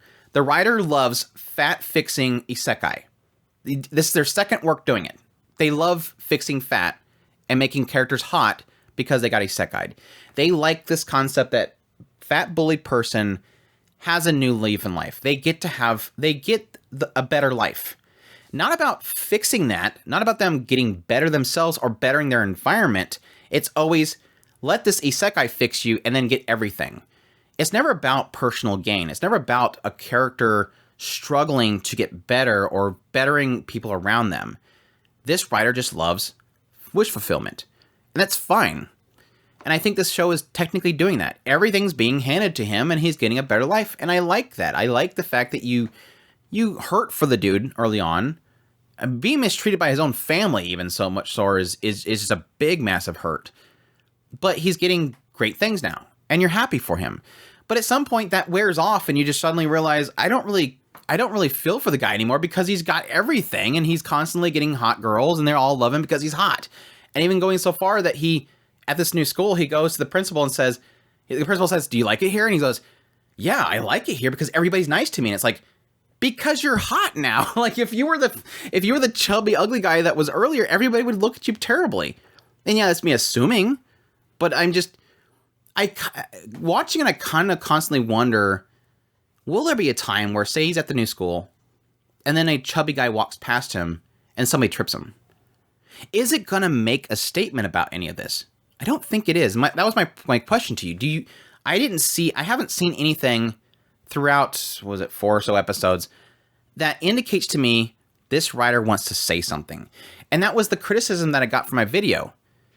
The obvious comparison, I heard it once in voice chat, but you're okay with it over here with Mushoku. He got a new life and he's doing better and everything. He's got the same situation as Rudius. No. Because in Mushoku Tensei, there's a sign that there's a statement being made constantly. There's a growth happening. This one is overnight, bam, he's now perfect. I don't feel like it wants to say anything because it never acknowledges things. Besides maybe one point, he says, I'm afraid of eating this crepe because I might get fat again. And then people might not like me. Well, I don't even think he says that. He's afraid of getting fat again. It never really gets in his head about his insecurities. He just constantly thinks that everybody's going to think he's terrible because he's obviously not hot, but he is actually hot.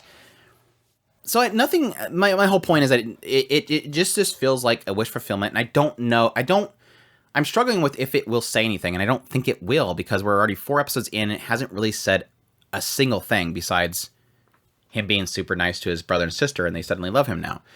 Everybody loves him. And there was one thought that I had that I wonder if it's a charisma. And somebody actually went and checked the screenshots and noted there wasn't a charisma stat. Because my assumption was that there's a charisma stat. And he maxed that out. And suddenly that's why everybody thinks he's super hot, even though he looks like a generic protagonist character. He is super hot, though. Let's not deny that. But I don't know. It's just, it feels... At some point, I got tired of it. And at some point, it felt like absurd to the point where it was kind of frustrating. And not that I care, but at the same time, it's also just super generic wish fulfillment. Like, it's over the top wish fulfillment to the point where it's just kind of boring and sort of offensive in a sense, because everything's solved by hot guy, and it never wants to say anything about the fact that he doesn't realize that he's super hot, and that's the only reason he has a great life now.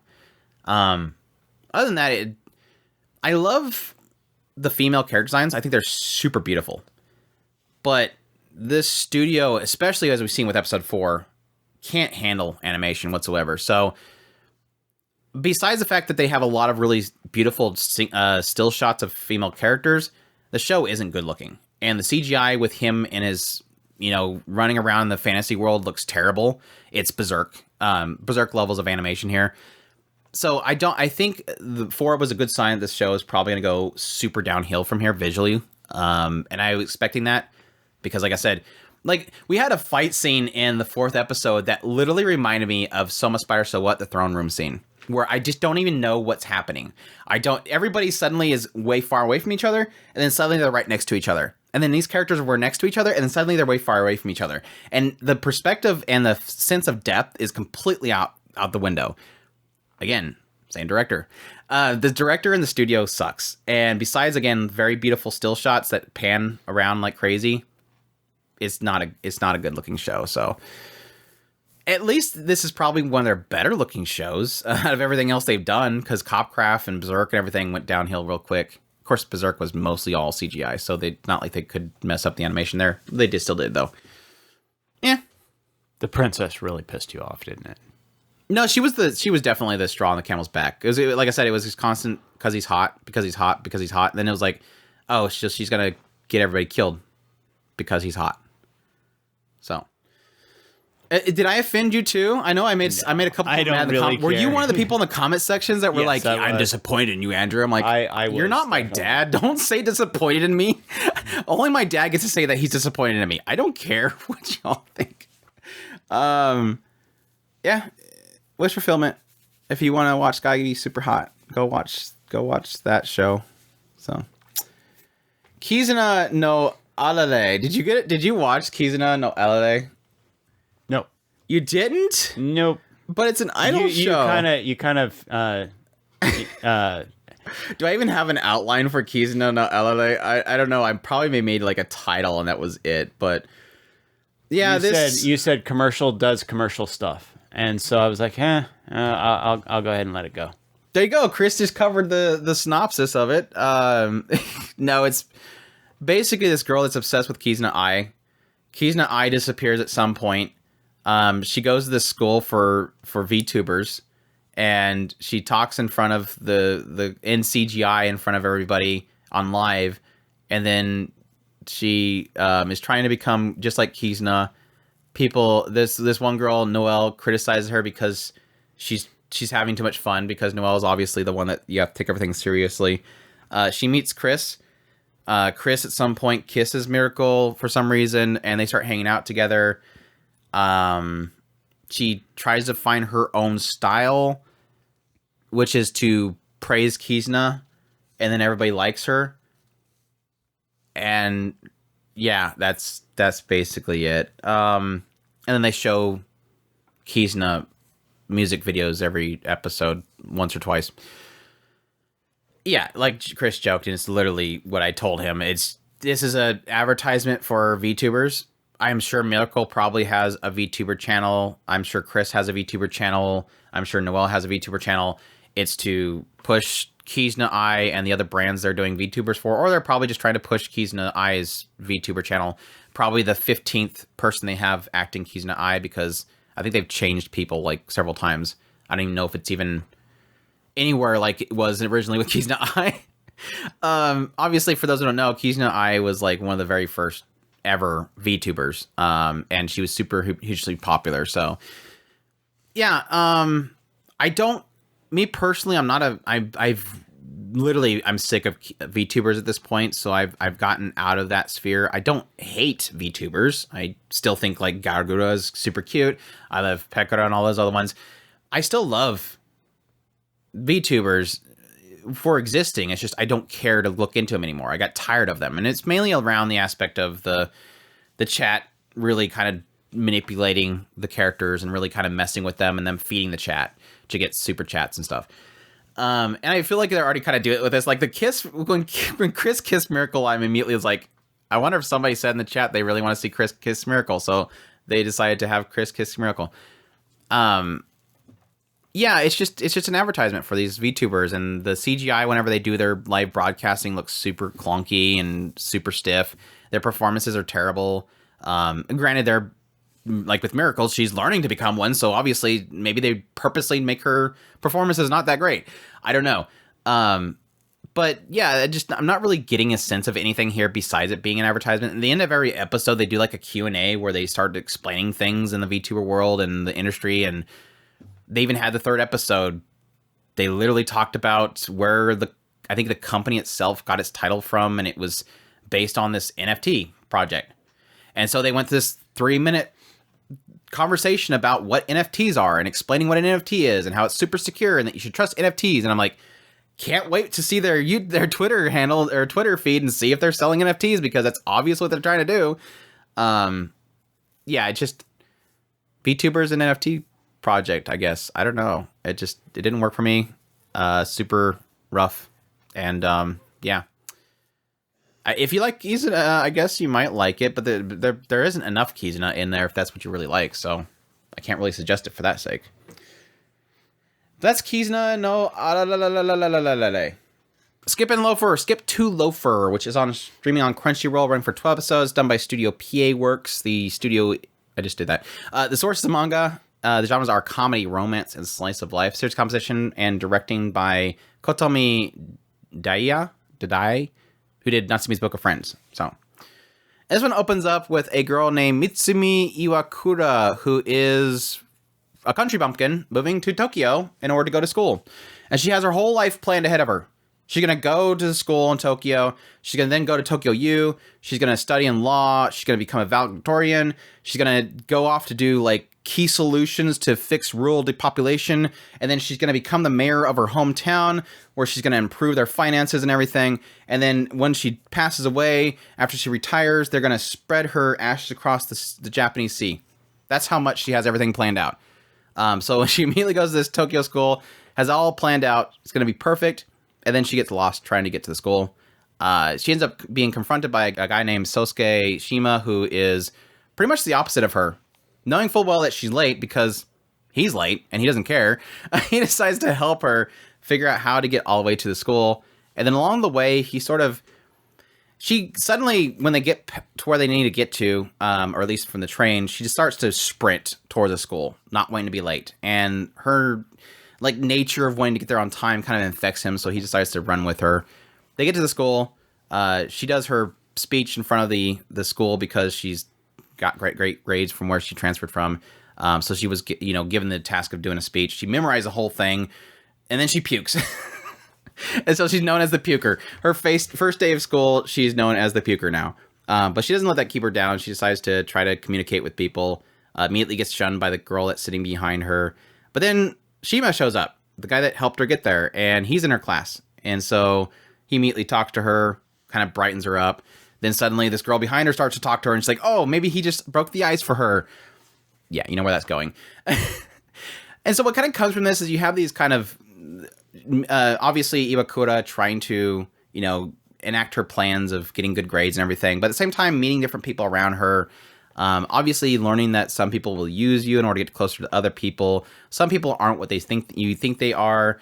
It's just a lot of characters all kind of teaching Iwakura that obviously Tokyo is much different than you're out in the sticks hometown where you came from, you country bumpkin. how people, again, will use each other. They have facades. They have, masks that they put on. What their intentions aren't always clear, that kind of stuff. And yes, even those around her that have their own misconceptions of what other people are. All kind of coming around Iwakura, who I think Shima puts it best in the idea that Iwakura sort of has an aura about her that makes people feel like they can unwind. Like she makes people feel uncomfortable, or she makes people feel comfortable and able to kind of unwind. So that's how she kind of just, everybody magnetizes around her. So your thoughts? This show, Andrew had mentioned earlier talking about animation and stuff like that, and the first one that popped up in my mind was this one, because I remember that the first at least several minutes of just opening scene was just absolutely gorgeous on this show. I mean, right down to her straightening her loafers on when she was putting them on. It just absolutely gorgeous. This show, as far as a story is concerned, Iwakura has an absolute charm about her. I absolutely love watching her interact with people from day to day as it goes along in the story. Andrew kind of brings up the fact that she came from a country, she's a country bumpkin, and kind of you get this impression of the separation between where she came from, where everybody, there's only like, I think she said something like 23 or 30 kids in her school. 8. And you use everybody. You know everybody when there's 8 students. Everybody. And the funny thing is, at some point she's talking to her friend on the phone, and she says, how did you end up being my friend? And her friend says, I don't know. And I hated you. She said, I actually hated you.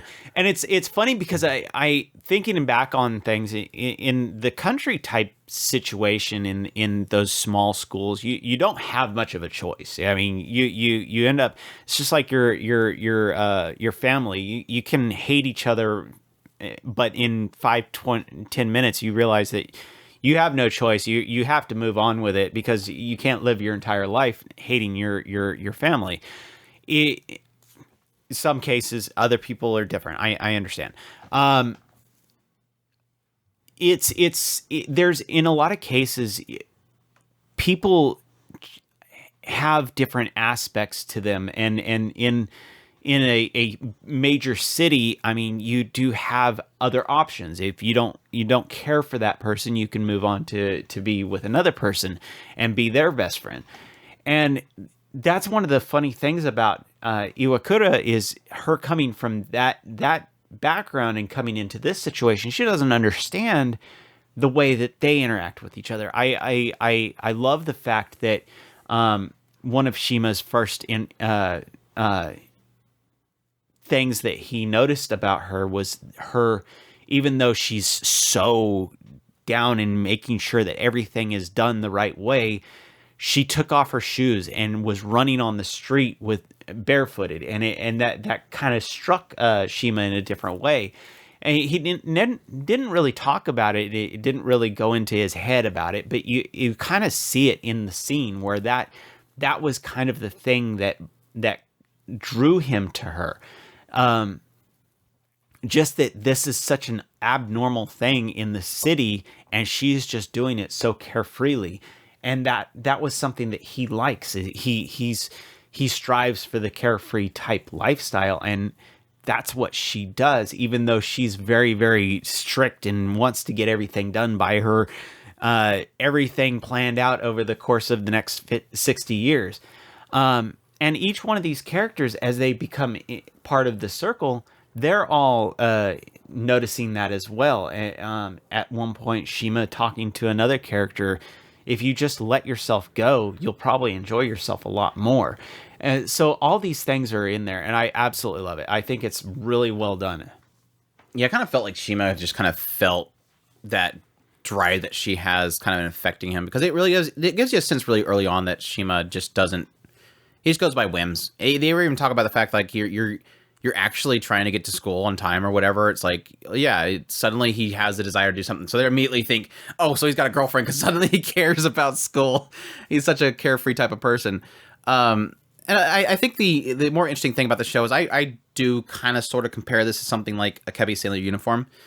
I think that it's a lot more mature than Akebi. Akebi is very more juvenile, very young characters. Akebi's like super bubbly, Genki, very... I wouldn't say she's super positivity, whereas I think Mitsumi Iwakura is just more super driven. Like she's super driven, but equally kind of clueless at times when it comes to obviously social norms that you would expect in somewhere like Tokyo compared to out in the sticks. And I think I think that's a huge aspect of Iwakura's character that she's facing in this story. And I think it's great in that she gives her own perspective in how she handles it. Not that she chooses to be clueless. Not that she fights it. She just kind of goes along with it in her own way. I think the coolest moment was kind of what we brought up a minute ago, or a little bit ago, with Iwakura's friend from school. She contacted her. What kind of transpired is, again, like I said, when they first went to class, Shima went to talk to Iwakura, and the girl behind Iwakura suddenly wanted to be Iwakura's friend. As the most beautiful girl in school points out, she wanted to be your friend because she wants to get to Shima. She's using you. You don't realize that. She's making fun of your dialect. She's using you. And then Iwakura's like, yeah, I get that. It makes sense because she was saying, don't listen to Shima. Shima's just giving you kind words because he's popular. And I like the fact that she goes, I wish I didn't know that. Because now I'm questioning Igashira. Even though, yes, Igashira is obviously using her. But when she talks to her friend, what her friend points out is that, yes, I didn't like you at first. But then over time, we became friends, basically. Iwakura never knew that. So it's almost like she chooses to not think about the fact that Igashira is using her. Instead, she goes with it. But I like that it still kind of plants a seed of doubt in her. And then when this other girl, Kinomoto, shows up, she goes, that pin on your shirt, Iwakura, is that a fashion statement? Iwakura immediately believed, wait, is she making fun of it? She didn't know. But then as you find out the next day, Kinomoto is wearing a pin in her shirt. She wasn't making fun of her, but it was a seed of doubt in Iwakura. And I think that's the overall what I love so much about the show. That is one example of all these characters who have their own insecurities, facades, their difficulties, and their misconceptions of other people. Getting into the nerd girl and the fact that the prettiest girl in school is trying to talk to her, so she assumes that she's making fun of her. And then eventually realizing, no, the prettiest girl in school is not what you think she is. There's a facade and a misconception that everybody has of each other. And it's so well encompassed by Iwakura in the middle, who gives everybody this sense of feeling comfortable around her, that she's able to draw them all in. And they're going to catfight, and they catfight like crazy, but they come together around Iwakura and eventually realize those facades or those misconceptions are wrong or unneeded. And I love how well it's doing that so far. This show is just like a pool of chemistry and characters all being tested out and experimented on. And it's doing such a very beautiful, and I would argue it doesn't get too heavy. This isn't a melodramatic show so far. It could go total melodrama later. But it's doing the drama perfectly because it's just enough that it hits me, but not doing it too much that the characters feel unnatural. The characters feel natural. Their insecurities and everything feel supernatural. And I absolutely love it for that. I think it's my third favorite show of the season so far, and it's pushing up. It's literally pushing up for me, but I love it. Visually, I did not like the style at first, but I think the soft tone of it really does accent the nature of the characters and Iwakura and the way that the story is being told. And yes, it technically matches the manga very well. Even though it's PA Works still going to do a lot of attention to detail, despite the fact that the style itself seems simple. They're still putting a lot of the attention to detail into the show itself, which is par for the course for PA Works, and I totally appreciate it. I think my only concern I have right now is that it's only 12 episodes, and I hope that there's a solid story beat that it's going to get into. I'm not sure if that's going to be Shima and his past, which they've hinted at very briefly and then kind of moved on from, or what. But I hope it gets to a really solid story beat at the end of this core. because I'm sure the manga is still, ongoing and everything. So I love it. Highly suggest it. It's just another one of those shows that's like character writing 101. If you want to see great characters, this is where you go to, because they're fantastic and so well done. So yeah, and Iwakura is a dork. She's a dork. She's so excited because they go to a Starbucks. Super excited because she get to a Starbucks. Again, it's the whole country bumpkin gets to experience these normalities in this area for the first time, and she's super excited about it. But yeah, it also makes me really badly want to watch Akebi Sailor Uniform again, because I absolutely love that show. All right, next we have Dr. Stone New World, streaming on Crunchyroll, being done by Studio TMS Entertainment, based on a manga. For those that are not familiar with Dr. Stone, essentially opens up with this guy, Senku, who's talking with his friend. His friend's about to go confess to the girl he loves, and then suddenly this light appears, and everybody in the world turns to stone. At least as far as we know, question mark. Anyway, everybody turns to stone, and then like 3,000 years pass, and finally one day, Senku, in his stone form, it finally breaks, and he's free from his stone form, and he pretty much at that point decides it took mankind long time to get to the point they were at. And he desired one day to go to the moon.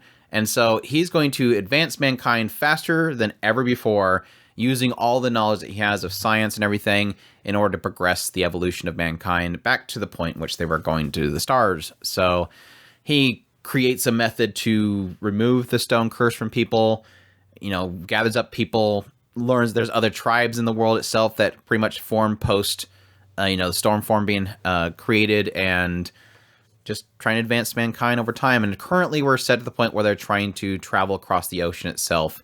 And so he's got to build a ship and have a captain and create foods that preserve for a long time and find oil because he wants to create gasoline and stuff. So did you get into the new world yet? No, not yet. We're on what now? Season 3 now. So we did Dr. Stone, Stone Wars, and then we had the movie Rusui where he meets the captain for their ship, and then New World, which is the new season where they're trying to get a ship put together. I don't even know if they're ever gonna get on a ship. I mean, they technically did finally get on a ship, but it wasn't quite. I don't know if it's the ship they're supposed to be doing, but yeah. As per usual, it shouldn't work for me, but it always works for me. I think it's always in like the aspect of Senku's nature is always like infectious to the viewer, at least for me, that I've always enjoyed watching the show. I think my only ever struggle that I've ever had with the series as a whole is I always feel like the side characters kind of have their shtick, and they stick with that shtick. But they've done pretty well in this season so far with like improving characters like Taiju and stuff, kind of showing his driving force and the idea that he's lost his parents, but now he wants to help other people regain their parents where he can't regain his parents. Getting into Rusui and his very greedy nature of wanting to pretty much capitalize on everything. He wants to own everything and have massive amount of money, but at the same time, his unwillingness to sort of turn a blind eye to those that are suffering. And again, like Senku's desire to kind of just keep evolving their technologies and trying to improve it and build it as they go along, just to kind of always have one goal set before them. And I think this season so far has been, it almost feels as if the writer has sort of kind of mastered their craft. Because obviously with every kind of series that's pretty complex with how it's kind of presenting a story and the mechanics within it, this one being obviously the idea of Senku creating stuff and showing the science within it, while never kind of getting too bogged down with the science. Like, it explains how something works and they put it together, but it never kind of gets too much into the weeds. It's always done well in kind of presenting that aspect of present technology, do science, and then here's the end result, next step. And I feel like the writer's getting even better and better at presenting that as it goes along, because I think this season so far it's felt very smooth in how it's done that.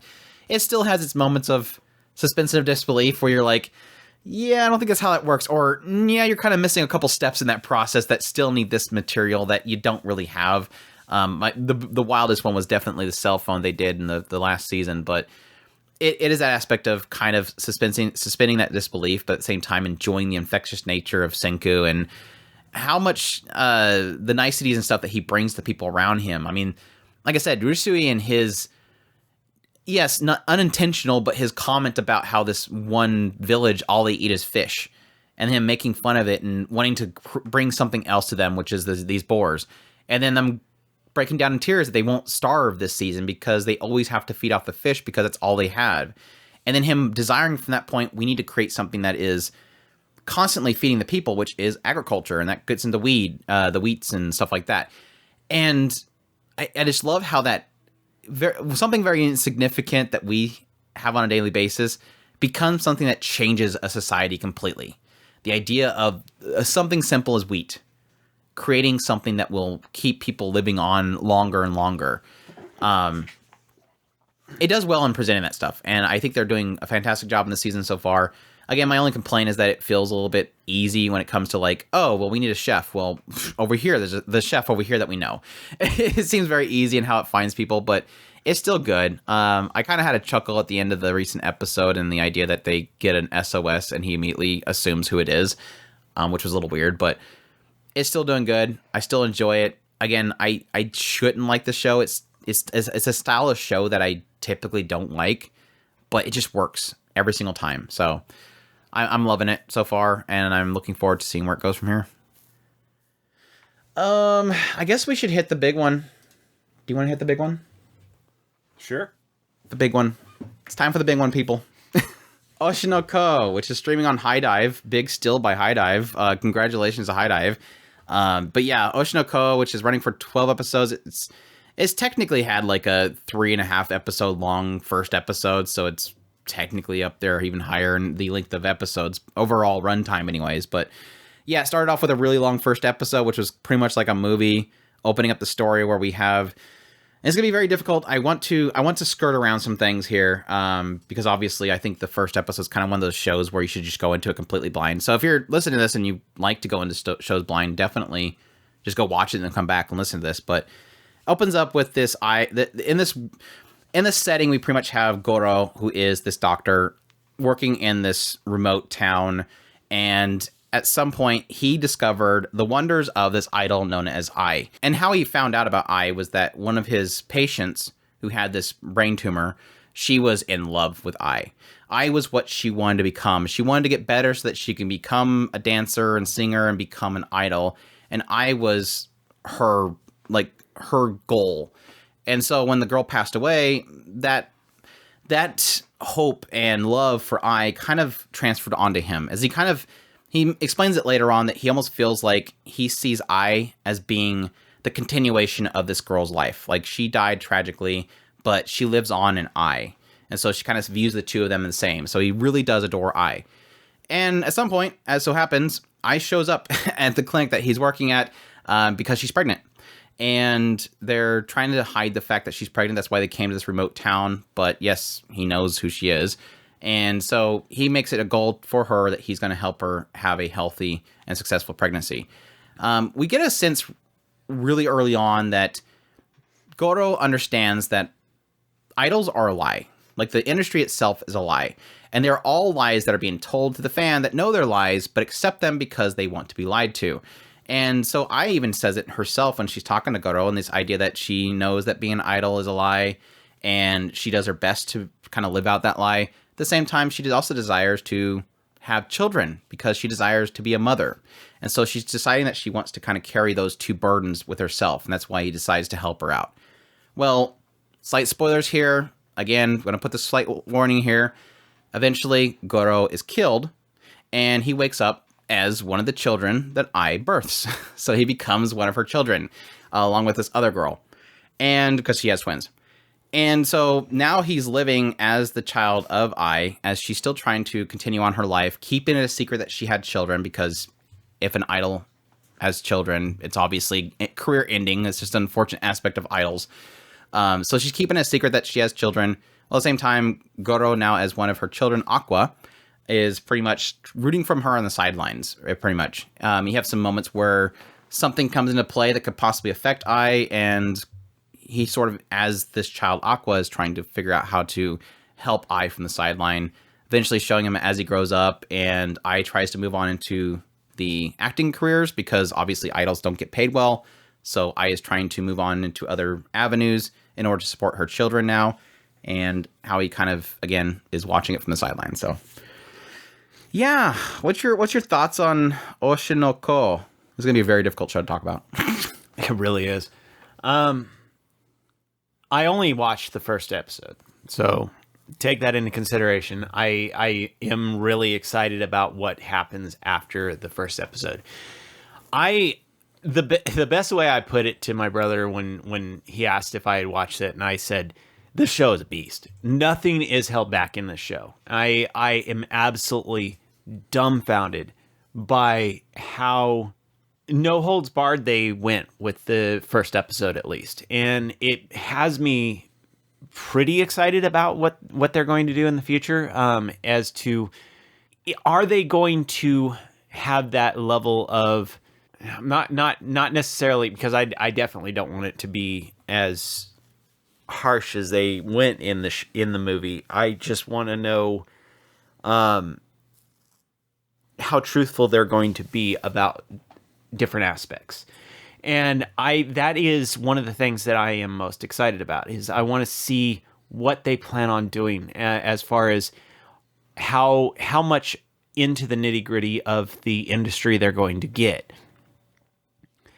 And so for that matter, I am extremely excited. I think that they have a lot of things that they can discuss in, there's a lot of things as far as how they balance life versus the industry that they could get into. I think that there's a lot of really cool stuff. And having a perspective of somebody who was an outsider and now on the inside of the industry will add an interesting little twist to it. So there is a lot of aspects that I do really enjoy about this, especially between Goro and the other character that was involved in a lot of that. Having that perspective involved in it as well, and plus them actually talking to each other would be an interesting tidbit to get into as well. So there's so much stuff that is just encapsulated in this that I'm very excited about, and I highly suggest, if you have not checked this out, I suggest doing it. Understand there is a dark element to it, and take that into consideration before you jump in. Yeah, I think the most important thing to really establish is that this is through and through pretty much the nastiness of the entertainment industry. This is the goods and the bads and the dark aspects of the industry itself, and how it sort of brings people in, chews them up, and spits them out. And I think that's the reason why, going through the first episode, and there was some chirps here and there that the show kind of the first episode, which again is like the movie, we want to say, kind of caliber of the presentation of the first segment, and then it kind of does a big pivot after the first episode. And I think a lot of people were chirping about the fact that once it pivots, it goes downhill.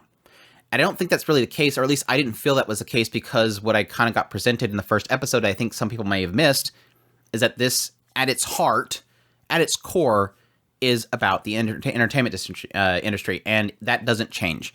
The entire story, even on into, at this point, I'm at third episode, which is, again, technically, let's be honest, it's literally like 5.5 episodes into the series. We're already halfway through the series at this point. It's still that. It is still the industry, and how nasty it can be, and how some people can become disenchanted by it, or some people can kind of grow to adapt to it. I think Kana is a really good prime example of that in this recent episode, and the idea that it shows somebody who was, not necessarily that she was destroyed by it, but she got a reality check by the industry itself, and she learned to, through her own sheer will and determination, that she's going to rise up, fix her problems, fix her own mistakes, and grow to adapt to the industry itself. And I think it's a great character moment for her and her development. Already kind of presenting her as being a really fantastic character going forward. I do want to throw in another soft spoiler here, because there is one key thing that I want to talk about, and that is the second child of Ai, which is Ruby, which, again, Ruby and Aqua were twins. Very early on in the first episode, they established that Ruby is the girl that had the tumor. And that hit so freaking hard that I want to talk about it. Goro is an interesting perspective, because Goro and Aqua and Ruby give two different perspectives here. Ai is the established popularity. She's an idol. She's doing very well.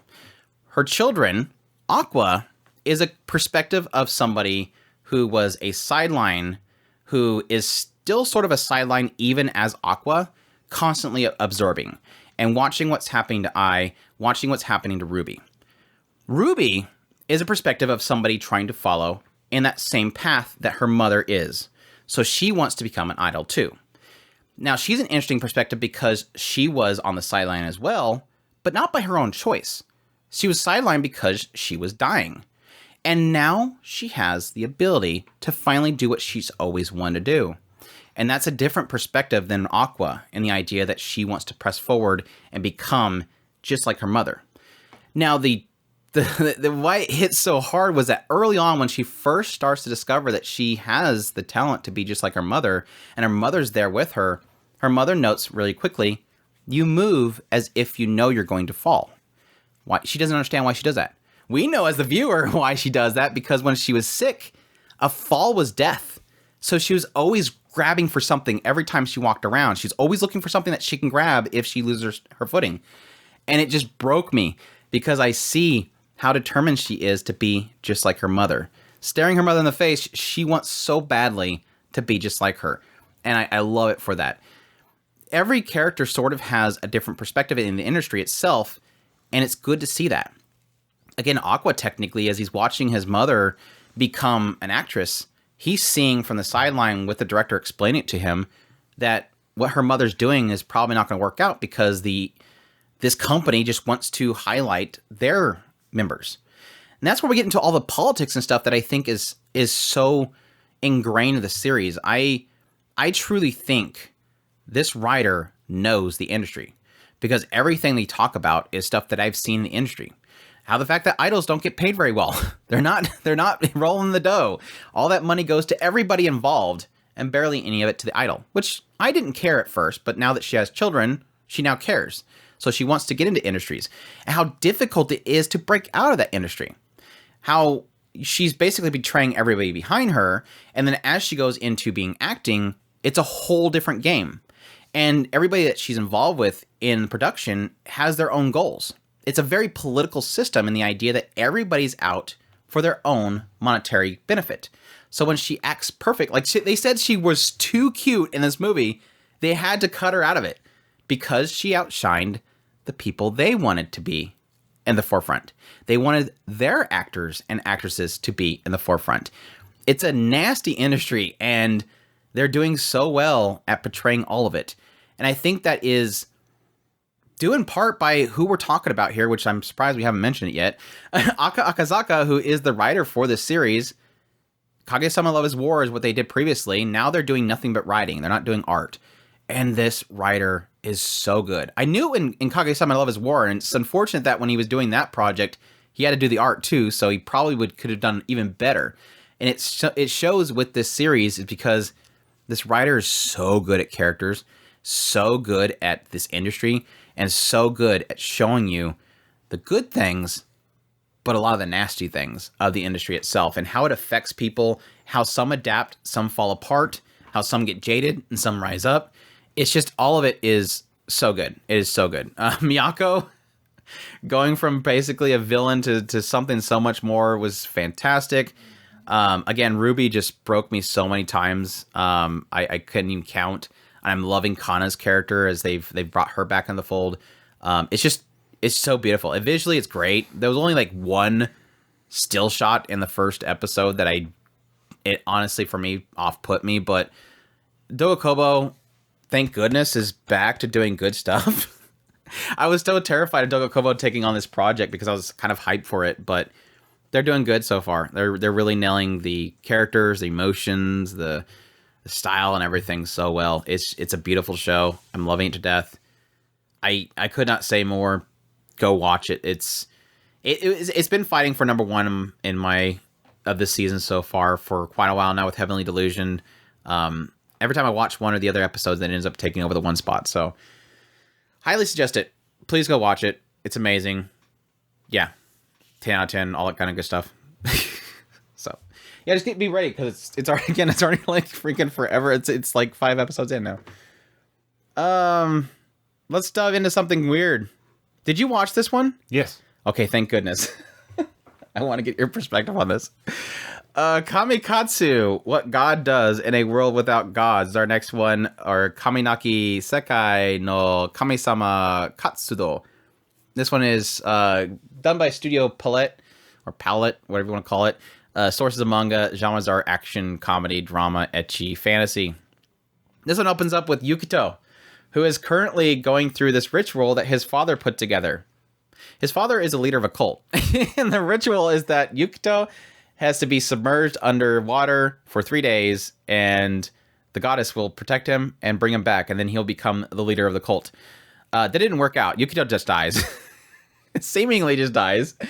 And we find out through his life flashing before his eye that he has had a terrible life. Like, his whole life has been garbage.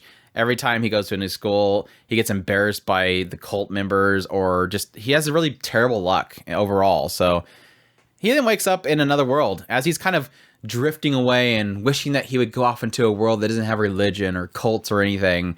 He wakes up in another world, being revived by this girl named Aru, who's yanking at his lever. Apparently she thinks that's the way to fix him. That's right. She does. So she yanks at his lever until he wakes up, and then breaks it when she panics that he wakes up.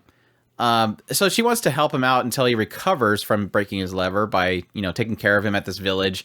Kind of find out this village is full of people that are sort of rejects from the Central Kingdom. We have the Central Kingdom and then all these little villages outside the Central Kingdom, and all the people in those villages are either exiled there or they're people that don't believe in their belief system, which we'll get into in a minute. Not really necessarily belief system, but their rules. But yeah, as we find out really quickly, Yukito realizes this play doesn't have a sense of religion. Like, these people don't even know what he means when he says a god or something like that.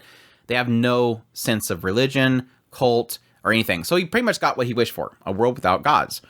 And over time, he at first he's like, cool, this is Isekai, I'm going to become an adventurer. Where's the adventurer guild out? Where do I find a job? And so she's like, oh, over here, which basically just leads him to being a farmer. So he's just farming all day. He presents the concept of essentially turning fruit into wine to them, which they all start getting drunk and having merry times. Eventually, they go to the Empire in the middle. They go to visit there because Roy said that he found a really lewd book about sex. They go there, and they immediately tell Yukito, don't talk to anybody in this town, because we're from the outside villages and everybody hates us. And so they go to this shop, ends up finding this sex book is just basically a bunch of really old style artwork, which doesn't really do nothing for Yukito, but it freaks them out. Eventually, he takes note of this gathering in the middle of the Empire where people are essentially at their quote unquote end of life. They have this ritual where people are selected for their end of life, and they willingly go forward, drink this potion, and end their lives. And that kind of freaks them out. And apparently the villages on the outside of the Empire don't have this custom. That's why they're exiled there. People that don't believe in end of life or are afraid of death or are exiled there go there. And he's like, okay, well, it doesn't seem like it affects them. So they go back off to the village. And that's when we kind of find out that it still affects them, because yes, they do still have to end their lives, but it's not by their choice. They will be executed, basically. So yeah, Aradaru, who again revived him, and her sister are set to be executed. He goes there to try to stop them. He ends up nearly dying. He calls up to Mitama for the first time ever, and Mitama finally shows up. She's like, you finally called me. His goddess finally appears, revives him, revives the others, and then kills all the bad guards, and then they flee the town.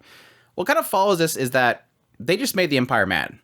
He now has this goddess next to him, and so he's like, well, okay, she can protect us from them, right? Well, she's incredibly weak because she has no followers in this world. So his goal is that he has to get as many followers. At the time that we kind of established, it has to be 10,000. He has to get 10,000 followers to follow Mitama so that she can have enough power to fight back. And that's kind of where then at some point they request to revive the guards that they destroyed, which one of them turned into a girl for some reason. So that's a thing. This Bertrand just become a girl randomly, become a Saber character. And yeah, the shenanigans with building a religion in a world without religion by a guy that hates religion, essentially. Your thoughts? This is a show that is so absurd that it in a lot of ways, for me at least, it works. It's like one of the funny things is half of the jokes hit and they hit perfectly. The other half is like those jokes fall so flat on their face, but the jokes that hit really well absolutely outshadow them. It's one of those things that it's absolutely goofy, the absurdity that comes out of this show. I mean, Andrew bringing up the lever, I completely forgot about that, but it is one of those that's kind of the humor when the humor hits, it hits so perfectly well. Mitama, like Andrew had mentioned, the Yukito absolutely despises religion. The absurdity of the fact that he's literally from ground level starting religion in a world that has no concept of what even a god is, and just building it up. Bertrand being completely flipped over to a female character, and the saber scenes that came out of that particular clip, and he's like, and when it goes to normal scene, it kill me. It's just when the humor hits, it hits well. When it doesn't, oh well, move on. Where's the next humorous joke? So in all actuality, I have actually really enjoyed this show. It's just so absurd, and I really like it. I think to that point, with the aspect of it not working and then it kind of moving on, it's a good thing and a bad thing that it almost feels like the pacing's a little bit fast, in the idea that when it does kind of miss, you just kind of move on to the next one. It's like, all right, scene change, let's go. It's like it doesn't sit there and dwell on it, even if it does fail for you. But now this show is like, it's absurd, it's raunchy, it's dumb, it's hilarious, and I love it. And I hate to say that I love it, because it's like one of those ones where it's almost borderline like guilty pleasure. But I've gotten to the point now where I don't really use the term guilty pleasure anymore, just because I just like what I like and I don't care. But yeah, it's absurd, and I absolutely love it for that. I do appreciate Yukito as a character, just because he's likable in a sense, in the idea that he just kind of does what he does. He's got a little bit of selfish in there, but it's typically just for self-preservation. But at the same time, he acknowledges when he's technically a hypocrite, in the idea that, yes, now that he's got Mitama on his side, he's technically trying to do what his father did. And so he technically praises his dad for, like, man, he had 10,000 when he was in my previous life, and it's a lot harder to do this than I thought it would be. These people don't know what this is, and so I have to explain it to them. And then at some point he realizes, I just need to change it. I just need to not try to introduce religion, but rather just feed into what people want. And that's exactly what it will give them, pretty much the same sense in the end. But yeah, it's over the top in that regard. Mitama's great. I love that she is a dork. She's got delusions of grandeur. She does stupid things, and at the same time kind of is OP at the same time when she can be. I love her to death. She's fantastic. She must be followed. Yeah, I think overall the cast is solid. I think Roy was the only character that got... He's a little loud. He's kind of in that same realm as was Zengetsu, his name is, and Demon Slayer. He's kind of that character that's always screaming about stupid stuff. He is technically the quote-unquote lolicon character, so they play off that joke a couple times. But like I said, other than that, I think I like the whole cast of characters. They're all flawed and stupid in their own right. But I think it all works in how stupid it is, because everybody in that world is so oblivious to things that are normal. Like, again, the idea of religion, the concepts of even reproduction, they're all completely oblivious to it. They kind of insinuate that Arararu was technically kicked out of the kingdom because she was so sex obsessed. She said that was the reason why she was there, is because she does things like this, which is technically tie him up in the middle of the night and try to experiment on his body. It's crazy in that regard. But yeah, I love Bertrand. I love the whole saber spoof, and then the kill me.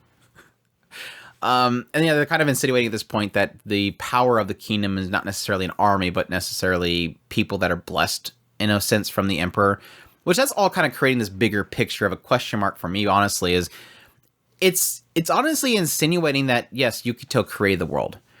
Was when he drowned, when he was claiming, I want a world without gods and religion, did Mitama, in a sense, create the world for him and placed him into it? And then finally he called out to her. Because again, it has no sense of life. And even at some point when they were all cheering to kill him, he's like, everybody up on the rafters, they just walked away. It's as if they are ... Kind of indicates this idea that Yokito knows why they're acting the way they're acting, because they maybe something that he thought of when he was dying. So I'm kind of wondering if this whole world is created by him. And on the opposite end, is there another person in this world that has the same, I guess, is there another isekai in the world? The Emperor is the big question mark in the whole world. The Emperor, along with this group of people, created the Empire itself and created a very kind of messed up system in there. And this Emperor is able to bestow power upon people like Atara, as we've seen in recent episodes. So I'm kind of wondering, from that perspective, what the Emperor is, and watch the Emperor be his dad. Watch the Emperor be his dad. I'm curious about all that stuff. I'm already kind of... It sucks whenever you hear it. Did you hear it as well? There was a Seiyu that's 2 characters in the show. Did you catch it? I caught Loki. I heard, because this Seiyu is super unique in the idea that they do very good kind of... the Loki, was Loki the one that was talking to Atar? Yes, was the one that was delaying Atar. It's one of those moments, it's one of those voices that's super unique. It's like Aoyuki. If you heard 2 characters with Aoyuki's voice, you're like, that's the same character. It's just they're to use in disguise or something like that.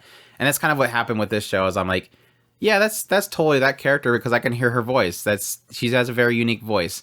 So I'll be curious as to what that's going to be about. It obviously explains why Loki is delaying Atar, because obviously I just assumed that was her disguised character in the group.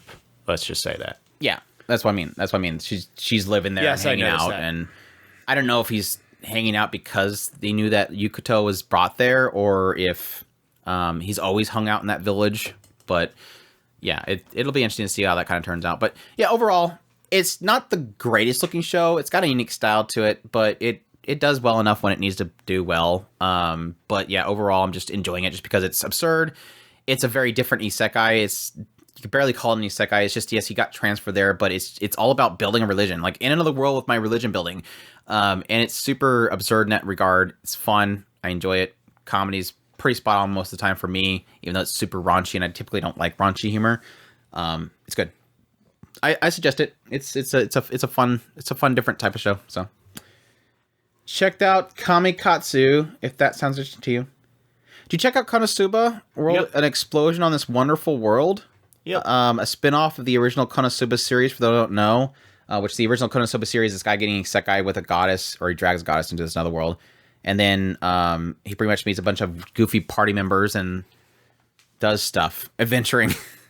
Well, this is obviously a spin-off following the past story, or at least the origins of Megumin, who is one of the characters in his party. And Megumin, as she goes to an academy to graduate, become a real mage. And how she was inspired when she was very young by some lady that showed up and blew up this big monster that she unfortunately unlocked and released from its seal.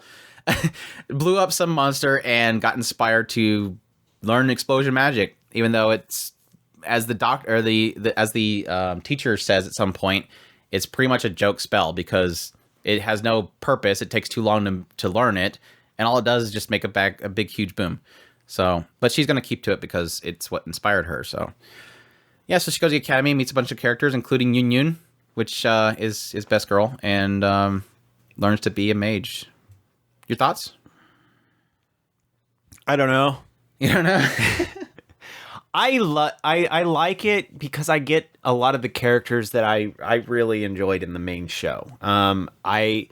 It's one of those things that this is one of those shows that you watch and you're like, I really, really want to love it. I technically don't really have much that I hate about it.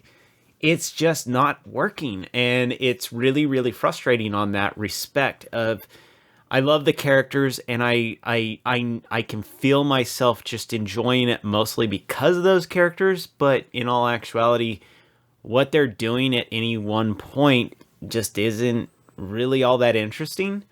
So it's really, really hard to want to push myself into this mode of gushing all over it, because when it all comes down to it, I'm not really enjoying it as much as I was hoping that I would. I'm kind of in the same boat. It's interesting because I technically did have a nice aha moment when I first started watching this series, because I didn't watch the movie. And from what I'm understanding in the movie, they established that, yes, the town that Megaman's from, they're all nuts. And I didn't know that. So when I opened up this series and started watching it, I'm like, holy crap, I thought Megaman was just unique in this particular town. No, they're all nuts. And that's what's so funny is it's that everybody outshines Megaman in her goofiness. Like, Megaman is who she is in the original Konosuba series because she's a chuuni. Talking about explosions and her mannerisms and her grandiose nature made her. And now it's just a whole village full of them. And so I'm constantly going, where's Megaman at? I'm looking around like, where's she at? She's the star, right? It almost feels like she gets outshined by everybody else and that everybody else is the focus, but they're not interesting enough. Like, I mean, I've enjoyed Union's moments in this series, but I'm not, unfortunately, enjoying Megaman because it doesn't feel like she's who she is. And maybe that's just a character she has to develop, but it seems like she's still Megaman from the very beginning. She still acts like it. It's just, she's not as, I guess, loud as she usually is. She's being outshadowed or being outshined.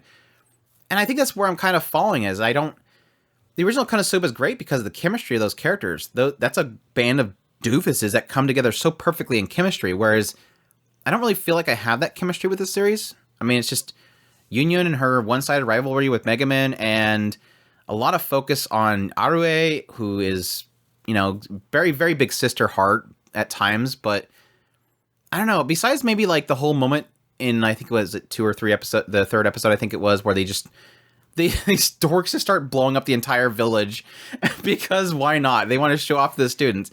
It was kind of comical in that regard, or the whole aspect of killing the monsters or finishing off the monsters that the teacher kind of started up. It's just after my initial shock of this whole town is nuts and getting reminded about how nuts they are when they're blowing up the entire town, it hasn't really done much to really kind of impress me or at least get me laughing. And it sucks because I love Konosuba and I love Megaman and everything about this should work for me, and it's just not really, and it sucks because of that. Like I'm happy to see that I'm not really alone in this, because I've seen a lot of people, especially in the Discord, like, yeah, I'm kind of the same boat. Like, I want to love it, but it's not really working, and I don't really know why. But super unfortunate, because this is literally like one of the most hype shows that I had for this season, and I just jump into it and it's like, okay, that's just not really doing much. So it's unfortunate, but it is what it is. Can't win them all, unfortunately, but yeah. But that's all we're gonna go through today. Hope you guys enjoyed these first impressions of the spring 2023 anime season. We just got done with the reviews, so my brain's still stuck on winter. So, but as per usual, at otakuspirit.com, we hope you guys enjoyed, and you all take care. Os.